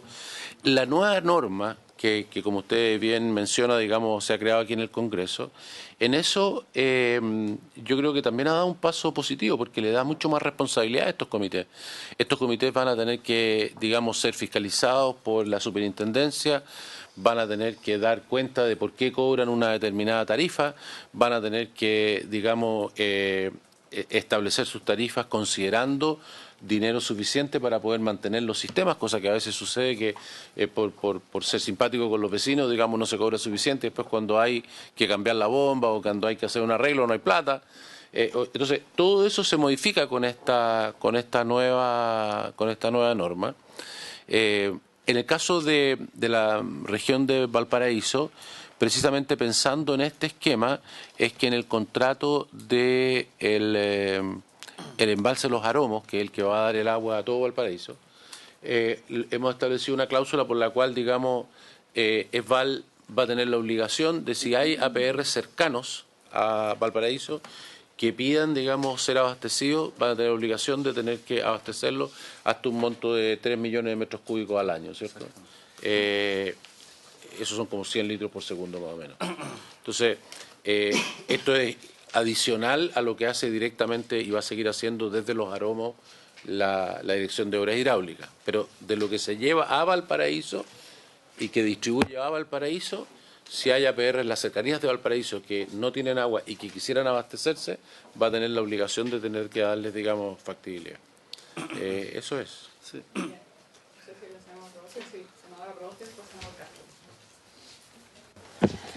Presidenta, bueno, muchas gracias. Saludar al ministro, a su equipo, a la Fundación Chile también que nos acompaña en el día de hoy. Lo escuché y seguí la presentación del ministro del Plan Aconcagua y me fui a los detalles de lo que se estableció en el link respecto de los acuerdos. Y me hizo mucho sentido porque además estaba comunicándome con el alcalde de Yayay y con el consejero regional de acá de Valparaíso, el consejero Cristian Mella, y ellos me planteaban que este plan, Aconcagua, nunca ha sido socializado con los municipios. Entonces, claro, cuando aquí se discuten acuerdos de redistribución, temas de infraestructura, temas de agua potable rural, la gestión y la fiscalización, y se deja de lado a quienes son los actores que día a día reciben la preocupación de los vecinos, como son los alcaldes, es una preocupación. Yo me dediqué durante la presentación del ministro además a revisar cada uno de los comunicados y de los acuerdos que se suscribieron en el marco del Plan Aconcagua. Y todos estos acuerdos son entre la Dirección de Obras Hidráulicas, la Dirección General de Agua, los representantes de las juntas de vigilancia, pero no hay ni una participación respecto de autoridades electas en cada una de las comunas, que son quienes viven el drama y quienes reciben además el drama de los vecinos y vecinas. Y por lo tanto, creo que sería importante, así me comprometía más con el alcalde de Yayay, de manifestar la necesidad de que este plan del Plan Aconcagua sea socializado con los actores locales, con las organizaciones sociales, con los comités de agua potable rural.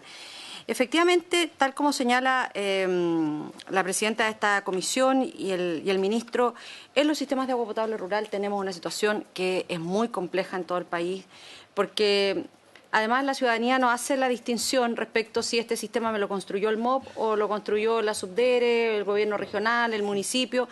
Tengo un sistema de agua potable rural y este no funciona y las condiciones son muy precarias. Yo le mostraba al ministro en el mes de febrero, producto de los aluviones en la comuna de Alto del Carmen, en donde los vecinos de un sector muy extendido, Malaguín, El Corral, El Conay, parte de Valeriano, estaban sin suministro de agua potable. Y claro, la atención se concentraba en otro punto de la comuna, que era la zona más afectada, la zona cero afectada por los aluviones, pero se dejó sin atender toda la situación que es dramática respecto de sistemas de agua potable rural, que claro, cuando uno le preguntaba a la Dirección de Obras Hidráulicas en la región, decía, bueno, no son sistemas nuestros. El problema sigue siendo el mismo, la gente no tiene cómo abastecerse de agua potable porque tenían un sistema de vertiente y el agua estaba imposible de ser consumida. Entonces creo que va a ser muy importante, junto con sumarnos a la preocupación de la demora en el reglamento de la ley de saneamiento rural, el que podamos tener una claridad respecto de cuáles van a ser las inversiones durante el año 2020 en materia de agua potable rural. Lo hemos manifestado, además, Presidenta, por su intermedio al ministro, porque nos preocupa además la situación económica del país. Tenemos un crecimiento del 1% en donde la inversión pública tiene que jugar un rol importante, pero el momento en el cual se lleva adelante la ejecución del gasto tampoco nos puede dar lo mismo. Entonces, creo que para esta comisión va a ser muy importante conocer cuáles van a ser efectivamente los sistemas de agua potable rural en los cuales se va a hacer una inversión, sean estos para ampliarlos, mejorarlos o abordar desafíos que siguen estando pendientes. ¿Cuál es la etapa en la que se va a realizar? Porque, bueno, todos nosotros sabemos y la comunidad también lo sabe, que estos son procesos largos. Y si buena parte de los recursos durante el año 2020 lo vamos a destinar a la definición de la fuente, no hay ni una esperanza para las comunidades respecto de que sus sistemas mejoren ahora. Entonces, creo que sería muy importante conocer el detalle por cada una de las regiones, cuáles van a ser los sistemas de agua potable rural en los cuales se va a invertir, cuál es la etapa en la cual se va a destinar esos recursos, si es para el desarrollo de la fuente, si es para efectivamente iniciar las obras o es para la ampliación, etcétera. ¿Cuándo van a comenzar esas obras? Yo creo que, claro, el ministro dice, mire, el Estado en esto ha fallado. Bueno, bien, el Estado ha fallado, pero tanto más como lo han hecho los privados. Si no es cosa de recordar, Freirina, Atacama en general, Osorno, la lista es bien larga. Y creo que en ese sentido, la necesidad de que hoy día desde el Estado se aborde un plan mucho más claro del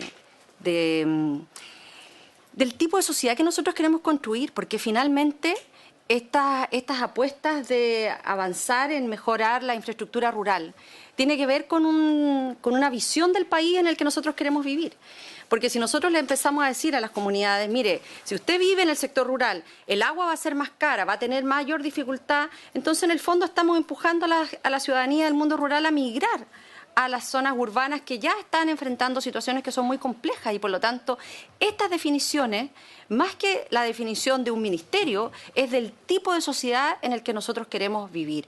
Y por lo tanto uno se pregunta, ministro, además con su pasado en el Ministerio de Desarrollo Social, ¿cuál es la razón para la que aún no tengamos un subsidio tal como lo tienen las familias que enfrentan mayores dificultades en el mundo urbano para el agua potable rural? Hoy día la familia, me imagino que van a decir, bueno, hacemos buena parte de las inversiones nosotros o hacemos toda la inversión para que se implemente el sistema de agua potable rural. Pero cuando uno contrasta ese tipo de inversión con las inversiones que también hace el Estado para las empresas sanitarias, son altísimas. Todo el alcantarillado, voy a hablar solo de lo que conozco en detalle, todo el alcantarillado de la comuna de Caldera se hizo con recursos públicos, se hizo con el Fondo Nacional de Desarrollo Regional. Todo el alcantarillado en Inca de Oro se hizo con recursos públicos.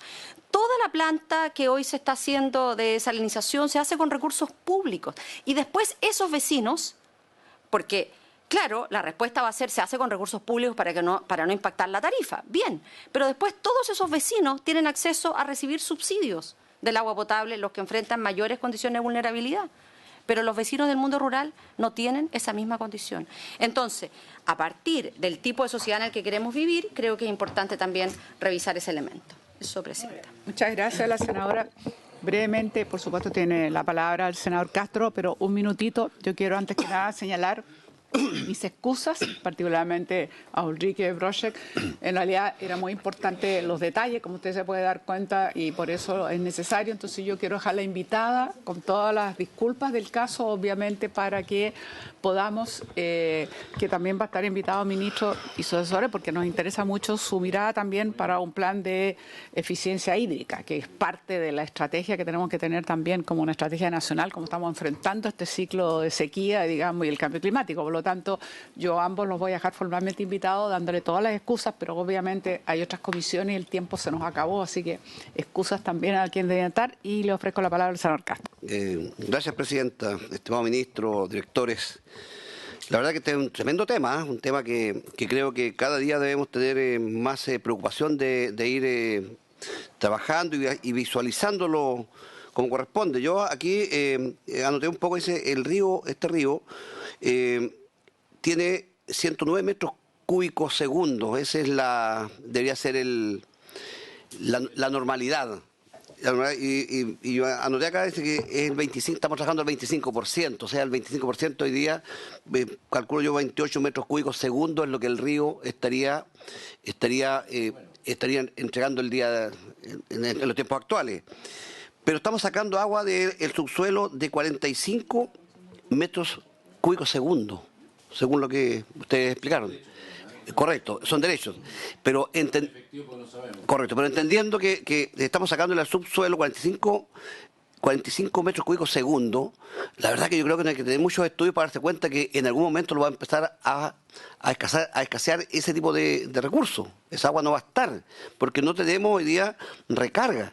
Entonces, aquí tenemos que tener claro que la visión que hay que empezar a colocar es que estamos obligados como país a empezar a invertir en desalar agua. Y yo creo que las sanitarias deberían tener un plan de ir ya trabajando como armar estas plantas desaladoras para poder abastecer el consumo humano, que yo creo que es lo que más nos va a preocupar, si acaso esta sequía continúa en el tiempo. Entonces, es un tema que yo creo que deberíamos impulsar desde el Ministerio, ese tipo de obligación a las sanitarias, ¿ya? Lo otro que me gustaría también saber de que ustedes como Ministerio y directores que están acá,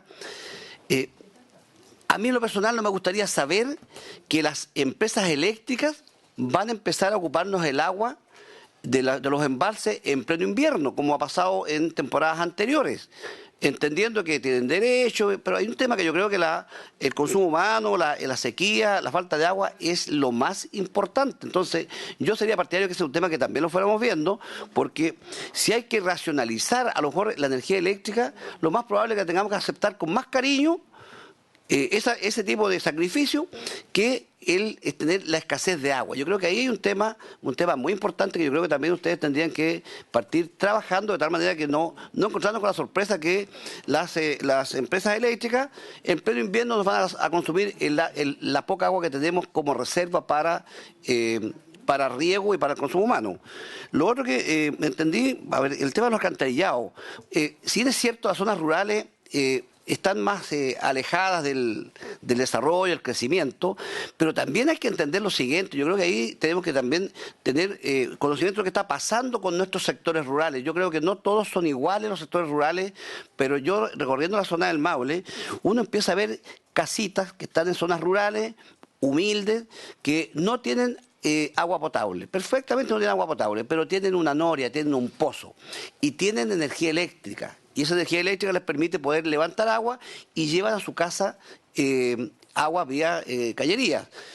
Ya en pocas casas se encuentra uno en las zonas rurales que van con un balde a buscar agua a una vertiente, a una quebrada, no sé, a 1 kilómetro de distancia. Eso casi no se ve, entendiendo que hay igual necesidad de tener la instalación sanitaria. Y esas casitas, por humildes que uno las ve, ya los sistemas de pozo negro casi pocos tienen. Mire, que la mayoría tienen una tacita de estas que se venden en Sodimac, en todas estas empresas, y las instalan y ellos tienen un sistema de alcantarillado, estos propios, donde hacen su hoyo, hay unas plantas de estas que son plásticas que se instalan y hacen unos drenes y le dan una solución al sistema de su alcantarillado. Y eso es una realidad, por lo menos en la zona del Maule. Yo no puedo hablar por las otras regiones que conozco menos, pero ya creo que la sociedad que tenemos ya no está permitiendo tener un pozo negro como era antiguamente, 30, 40 años atrás. Entonces, teniendo la opción de tener esta energía y tener una noria, eso es muy importante para las zonas rurales. Pero sí me preocupa a mí mucho lo siguiente, y a través le pido a la presidenta de que veamos un proyecto que lo presenté yo hace unos días atrás para que veamos cómo vamos a prohibir la construcción de pozos profundos, que lo presentamos acá para trabajarlo porque creo que el tema de los pozos profundos hoy día, independiente que yo sé que la DGA no tiene la capacidad humana para fiscalizar, pero debemos tener nosotros una ley que prohíba la construcción de pozos profundos, porque sabemos que el problema que tenemos hoy día aquí en la quinta región es exclusivamente porque se sobreexplotó este recurso de acuerdo a los pozos profundos. Entonces, hoy día las grandes empresas o grandes llamemos agricultores, que me parece que con todo derecho ellos quieren surgir, porque todos queremos crecer, entonces ellos se van corriendo hacia el sur y están comprando grandes extensiones, hacen pozos profundos. Yo creo que no todos tienen permiso, hay muchos pozos profundos que no tienen permiso, y la verdad que nos van a consumir el recurso que tenemos para la reserva humana que estaría hoy día en el subsuelo, y que yo creo que es un recurso limitado. Yo creo que los estudios que se tengan o que se logren hacer, vamos a llegar a una conclusión de que es un recurso limitado. Y sabemos que no hay que ser muy ingeniero para darse cuenta que es un recurso que se va a agotar si no tenemos lluvias, si no tenemos recuperación, llamemos, de nuestra naturaleza. Y eso es un tema que deberíamos nosotros trabajar y tener mucha preocupación. Pero me preocupa mucho, me gustaría saber que las eléctricas no nos ocupan el agua en pleno invierno, cuando la necesidad la tenemos en verano para el consumo humano y para la agricultura. Eso, Presidenta.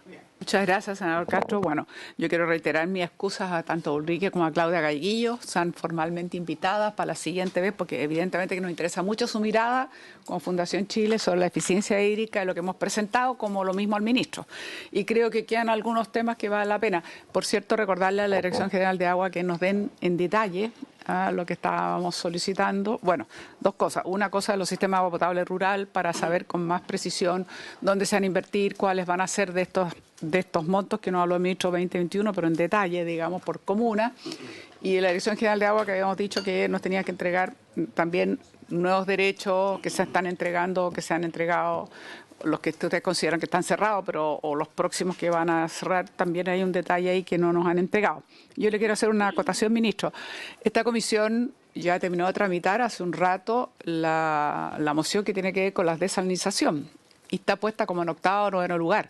Yo creo que el gobierno deberá hacer también un gesto de entender que si usted sabe que esa es facultad del gobierno de ponerle, digamos, discusión, o no digo inmediata, porque sería una exageración, pero por lo menos una urgencia, no dejarlo ahí, porque yo creo que es una de las respuestas que también es necesario que el país vaya avanzando, que tiene que ver con cómo generamos otras fuentes, digamos, en relación a poder fortalecer nuestras capacidades. Y lo último que planteó el senador Castro, también sería bueno cuando vuelvan que tengan una opinión, porque es interesante saber cuál es la mirada que usted. Yo lo relacioné cuando le dije que es muy importante que tengamos esta relación aguas subterráneas, aguas superficiales y poder trabajar efectivamente con conocimiento y no a ciegas cuando se hace un pozo. No es menor. Y eso es muy importante, pero lo que estaba planteando todo el senador Castro también tiene relación con esto de saber cómo vamos a trabajar efectivamente este tipo de salidas. ¿De acuerdo? Sí, Ministro, unos minutos más. Sí, para cerrar esto, por supuesto. Bueno, en primer lugar, respecto a la participación, bueno, el plan Aconcagua desde su inicio se hizo con una enorme participación. Aparte de eso, hay mesas de agua regionales, provinciales y en algunas incluso de las comunas. Me llama la atención que el alcalde de Yayay puede decir que no conoce el plan Aconcagua. Aparte de eso, ha salido en todos los diarios, digamos, por año. Esto tiene por lo menos 2 años. No, pero sí. No, pero lo digo, por eso lo digo, tiene más de 2 años y fue hecho con mucha participación y hoy día además en su implementación tiene, digamos, la participación a nivel regional, comunal, provincial. Hay mesas que se reúnen toda la semana. Por eso, en el caso de Yayay además hay una gran cantidad de pozos del MOB ahí, así que le puedo asegurar que hay una gran cantidad de conversaciones con el alcalde de Yayay, porque sacar hoy día agua de un lugar para que la comunidad no sea un problema, porque sienten que le están sacando el agua, llamémosle, de su propio subsuelo, no se hace con mucha facilidad, así que se hace con los alcaldes. En el tema de los APR no MOB, bueno, simplemente que coincidir plenamente. Los APR no MOB, como lo mencioné antes, yo creo que el cambio que hizo la ley es muy bueno, es un trabajo complejo porque hoy día no los conocemos adecuadamente, hemos salido a buscarlos, todavía no tenemos todos, pero digamos por lo menos los que tienen problemas ya los tenemos bastante mapeados para la emergencia, pero esto tiene que cambiarse como método hacia adelante independiente de quién lo haya construido. En el tema de las inversiones 2020, el agua potable rural están en la ley de presupuesto, están detallados uno por uno, así que ahí está toda la información. El senador Durresti también de esta misma comisión pidió toda la información, se la enviamos, de Obras Públicas, ya. Bueno, se la enviamos y otros que así que no hay ningún problema, tenemos el detalle de cada uno de los sistemas que van a ser ampliados, reparados, cuándo, así que encantados se lo hacemos llegar. En el tema de la vía rural y los servicios, no me va a convencer a mí sobre la vía rural de los servicios, yo soy un enamorado de la vía rural, así que encantado, pero me parece a mí que, digamos, hoy día, en el tema del agua, el costo total, digamos, de la inversión la hace el Estado. No hay, digamos, a diferencia de lo que sucede en las ciudades, donde las personas, cualquier inversión que se haga, porque la inversión que usted señala, si hay alguna parte del alcantarillado, por ejemplo, que está hecho por el Estado, entonces no se cobre la tarifa. Pero toda la inversión que se hace la pagan los consumidores, digamos. La paga, digamos, la cuenta del agua. En la cuenta del agua de la persona que vive en el campo no paga, digamos, el APR, porque el APR es gratis. El APR lo pone, la inversión la pone el Estado y solamente hay que mantener el costo de operación. Y de hecho, uno de los temas que trata de resolver, supongo, la nueva ley, digamos, de servicios rurales, es que la tarifa sea bien puesta porque a veces pasa también que para hacer una reparación tampoco hay dinero, porque la tarifa era baja y cuando hay un problema, se quema la bomba, no hay con qué, digamos, cambiar la bomba, y muchas veces los servicios estatales no tienen la velocidad de poder conseguir una bomba nueva. Entonces,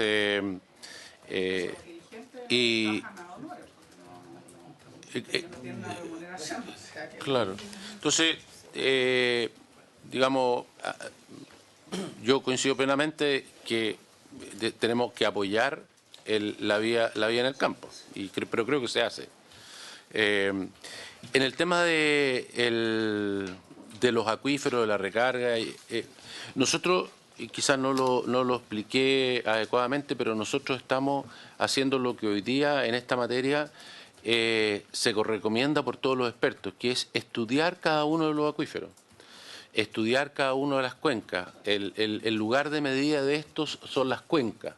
No hay manera fácil de traspasar agua de una cuenca a otra, y en esas cuencas sí hay interacción entre las aguas subterráneas, las aguas superficiales, y eso es lo que se hace en este modelamiento y en este análisis que permite precisamente responder si tenemos agua subterránea de sobra y lo que estamos sacando no le produce ni frío ni calor, y que lo que entra es más que lo que sale, y en ese caso sería, creo yo, no necesario tener que impedir los pozos o tener que reducir el consumo, y otros casos en que sucede exactamente lo contrario, lo que hay que hacer es reducir el consumo de los pozos, o hasta llegar al extremo de prohibirlos, si llegara a ese extremo. Respecto de conocer los pozos, tiene que ver con lo que hablábamos de la nueva ley. La nueva ley más las organizaciones de usuarios.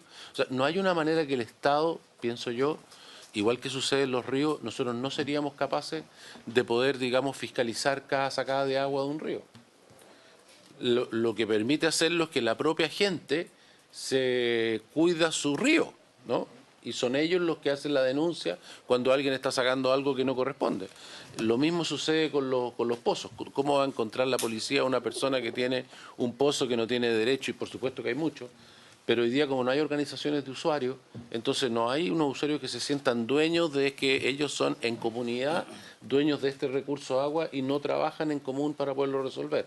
Entonces, las comunidades de aguas subterráneas son tan importantes como las juntas de vigilancia, y que trabajen, digamos, en común en defender ese derecho, y que no sea ese acuífero mal utilizado o utilizado más allá, o que se obtenga agua por personas que no tienen el derecho a hacerlo o lo que sea. Entonces, eso, en este caso, por ejemplo, de la Aconcagua, que es lo que mencioné, va a tener un avance muy grande. Vamos a tener, esta va a ser una de las primeras 10 cuencas donde vamos a tener, digamos, una mejor información para poder tomar mejores decisiones de qué es lo que se hace en esta cuenca. El tema de la eléctrica y el riego, la verdad, yo entiendo para el que viene el Maule, digamos, que es un tema que preocupa, porque en realidad es un problema de Colbún, ¿no? No hay otro embalse mezclado, digamos, entre riego y electricidad que no sea ese y no sea, digamos, Rapel, pero Rapel por las condiciones que tiene, digamos, del límite turístico, o sea, que no se puede bajar más la cota que un cierto límite, por el acuerdo, digamos, con las personas que viven en el lago o que tienen casa en el lago, y habiendo poca agua, hoy día en el fondo no puede generar. Entonces no se produce el problema. Y entonces yo creo que en el caso de Colbún existe la disposición entre los regantes y la eléctrica de llegar a los acuerdos. Yo creo que lo que hay que hacer ahí es, bueno, Laguna del Maule, Colbún, digamos, esa operación. Esa situación es absolutamente específica de eso, y tanto nosotros como el Ministro de Energía, digamos, estamos disponibles para ayudar. Yo he hablado con las dos partes. O sea, de una vez por todas tienen que sentarse para ver, digamos, cuál es la mejor manera de hacer la cosa, y yo creo que existe un espacio de hacer las cosas mucho mejor. Pero es totalmente específico de ese lugar, no tenemos otra situación como esa. En el tema de las desaladoras, en el tema de las soluciones individuales de agua y alcantarillado, efectivamente. O sea, hay muchos lugares donde la gente tiene una pequeña planta, digamos, individual. En las casas más chicas se hace mucho más difícil. O sea, para una cosa grande es más fácil tener... Pero aún así, digamos, la mezcla de tener un sistema de agua propio de una noria con poca profundidad un sistema de, ya sea de pozo negro o de tirar a la sequía o de tener una pequeña planta que no tiene la mantención, que no tengo el conocimiento de cómo se usa, que cuando se llenó no sé qué hacer, que no vino el camión, que no, o sea, las condiciones de sanidad de todo eso y la seguridad de abastecimiento hídrico que eso te da no tiene nada que ver con tener una APR y tener un sistema de alcantarillado. Estamos hablando, o sea, y por lo tanto estamos hablando de niños y familias que viven en lugares contaminados, estamos hablando de personas que durante un día, 2, 3 o 5 pueden no tener agua. O sea, es totalmente distinto lo que podríamos conseguir. Y digo, para las personas que viven en lugares aislados y solos, no hay otra solución. Pero a aquellas personas que viven con un cierto grado de concentración, creo que podemos darle una mejor solución. En el tema de las desaladoras, dos comentarios nomás. Las desaladoras son evidentemente una solución súper importante. De hecho, el norte de Chile se está llenando de desaladoras para agua potable y para la minería. Pero no es una solución, quizás aquí hay que ir a la Fundación Chile y sus estudios, pero digamos, al igual que otras cosas, no es la solución. No hay una solución para todas las circunstancias. Por ejemplo, incluso en el norte, para la agricultura en general, la desaladora no es una solución, porque el costo del agua es de tal magnitud que si tuviera que pagar eso, el producto que produce sale tanto más caro que hacerlo en otro lugar. Hay excepciones, hay algunos que ahí al lado de la planta de Antofagasta producen unos tomates, pero una cuestión pequeña, y porque están al lado de la ciudad. O sea, puede haber algunas coyunturas, pero en lo general uno no puede pensar que va a tener, digamos, un gran desarrollo agrícola en Antofagasta, basado en que tiene agua desalada que vale, digamos, hoy día regar 1 hectárea con agua desalada vale 3 millones de pesos al año. Entonces, por 3 millones de pesos al año los productos serían demasiado caros. Y lo mismo pasaría en el Aconcagua. Entonces, la desalinización sirve para algunas cosas, sobre todo que la agricultura se puede mover. Yo puedo producir tomate aquí o puedo producirlo un poquito más al sur con agua más barata. La minería no se puede mover. El lugar está ahí. Tengo que llegar con el agua ahí. No tengo otra alternativa. Tengo que buscar la mejor alternativa en ese punto. Pero la agricultura sí se puede mover. Yo puedo hacer los tomates más lejos y transportarlos. Entonces, es más difícil que resuelva todo. En las zonas de Aconcagua, particularmente en muchas zonas de la Aconcagua, como por ejemplo Panqueo y otros lados, la disponibilidad de agua subterránea es muy grande. Hay lugares muy secos y hay lugares que tienen mucha abundancia de agua subterránea. Y donde, digamos, la provisión de agua por esa vía es muchísimo más barato que el agua desalada. Y respecto a la ley, yo hablaba con la senadora Muñoz respecto de ese tema. A nosotros nos interesa enormemente, le he hecho algunas observaciones menores, que yo creo menores, por lo menos ella me dice que ella lo interpreta de la misma manera, pero que sería bueno precisar. Y con eso, desde ya, digamos, el gobierno está más que disponible. A nosotros nos interesa que hayan todas las posibilidades de hacer desaladora y lo más rápidamente posible. Sí, no, pero solo debe derecho a una réplica. Lo que pasa es que frente a la situación de la solicitud de la inversión de los APR, el ministro nos acaba de decir que eso está en la ley de presupuesto. Entonces le he pedido a la unidad de análisis financiero, que además es muy eficiente en el Congreso, que me envíe la información de la ley de presupuesto, y no está en la ley de presupuesto. Lo que el Ministerio acompañó con posterioridad a la ley de presupuesto fue el proyecto presupuestario año 2020 Ministerio de Obras Públicas, en donde la información está absolutamente agregada. No hay información desagregada. Tanto es así que dice, por ejemplo, en los proyectos, voy a hablar región de Atacama, en el ítem 02, ejecución, construcción, proyectos nuevos 2020, agua potable rural, región de Atacama y el monto agregado. Entonces, creo en esto, ministro, que es bien importante que la información esté disponible, esté desagregada y esté además, sobre todo, los tiempos en los cuales se van a llevar adelante esa inversión. A lo mejor... Como le dije, cada una de esas números responde a un proyecto y encantado se lo hago llegar. Como le digo, otros senadores lo han pedido y se lo hemos entregado, puede ser por su región, puede ser por todo, me da lo mismo. No, yo creo que, como lo ha dicho la presidenta, para la Comisión de Recursos Hídricos es importante tener esta información y este panorama general. Por eso, no hay ningún problema y está. Ahora, solo mencionar una cosa, aquí hay dos inversiones que son distintas. Una cosa es lo que hemos estado hablando hoy día, que por supuesto no está en la ley de presupuesto y que no está previsto porque es una emergencia. Son un APR que se quedó sin agua en el pozo, por ejemplo, ¿no? Eso no está. Lo que sí está, y que encantado se lo envío, tiene que ver con qué APRs nuevos se van a hacer, qué APRs de los que hay se van a mejorar, ampliar, digamos, durante el año. Esos son los que están en la ley de presupuesto. Estos otros son todos fondos de emergencia que en el fondo se aplican en la medida que van quedando sin agua. Queda sin agua uno y se hace el análisis de qué es lo que hay que hacer y se hace la solución. Que es lo que estábamos hablando acá, aquí. Por eso, pero lo que está agregado es esta otra parte, no lo que estábamos hablando, ¿no? Una última información que la solicitada esta comisión: de los 28 embalses que usted mencionó en algún momento, no hemos tenido el detalle de dónde van a quedar. Estamos hablando, son de largo plazo, lo sabemos, pero independientemente de eso, mencionó el gobierno 28 embalses, pero no hay detalle por región. Creo que es muy importante que también lo tengamos. Muy bien, por haberse cumplido el objeto de esta sesión, agradeciendo y nuevamente las disculpas con nuestras invitadas de la Fundación Chile, tanto Claudia como Ulrike. Agradecemos al ministro a su disposición, al director de Dirección de Aguas y, por supuesto, de Obras Hidráulicas. Muchas gracias a todos los asesores y por haberse cumplido se levanta. Pero quedan invitados nuevamente.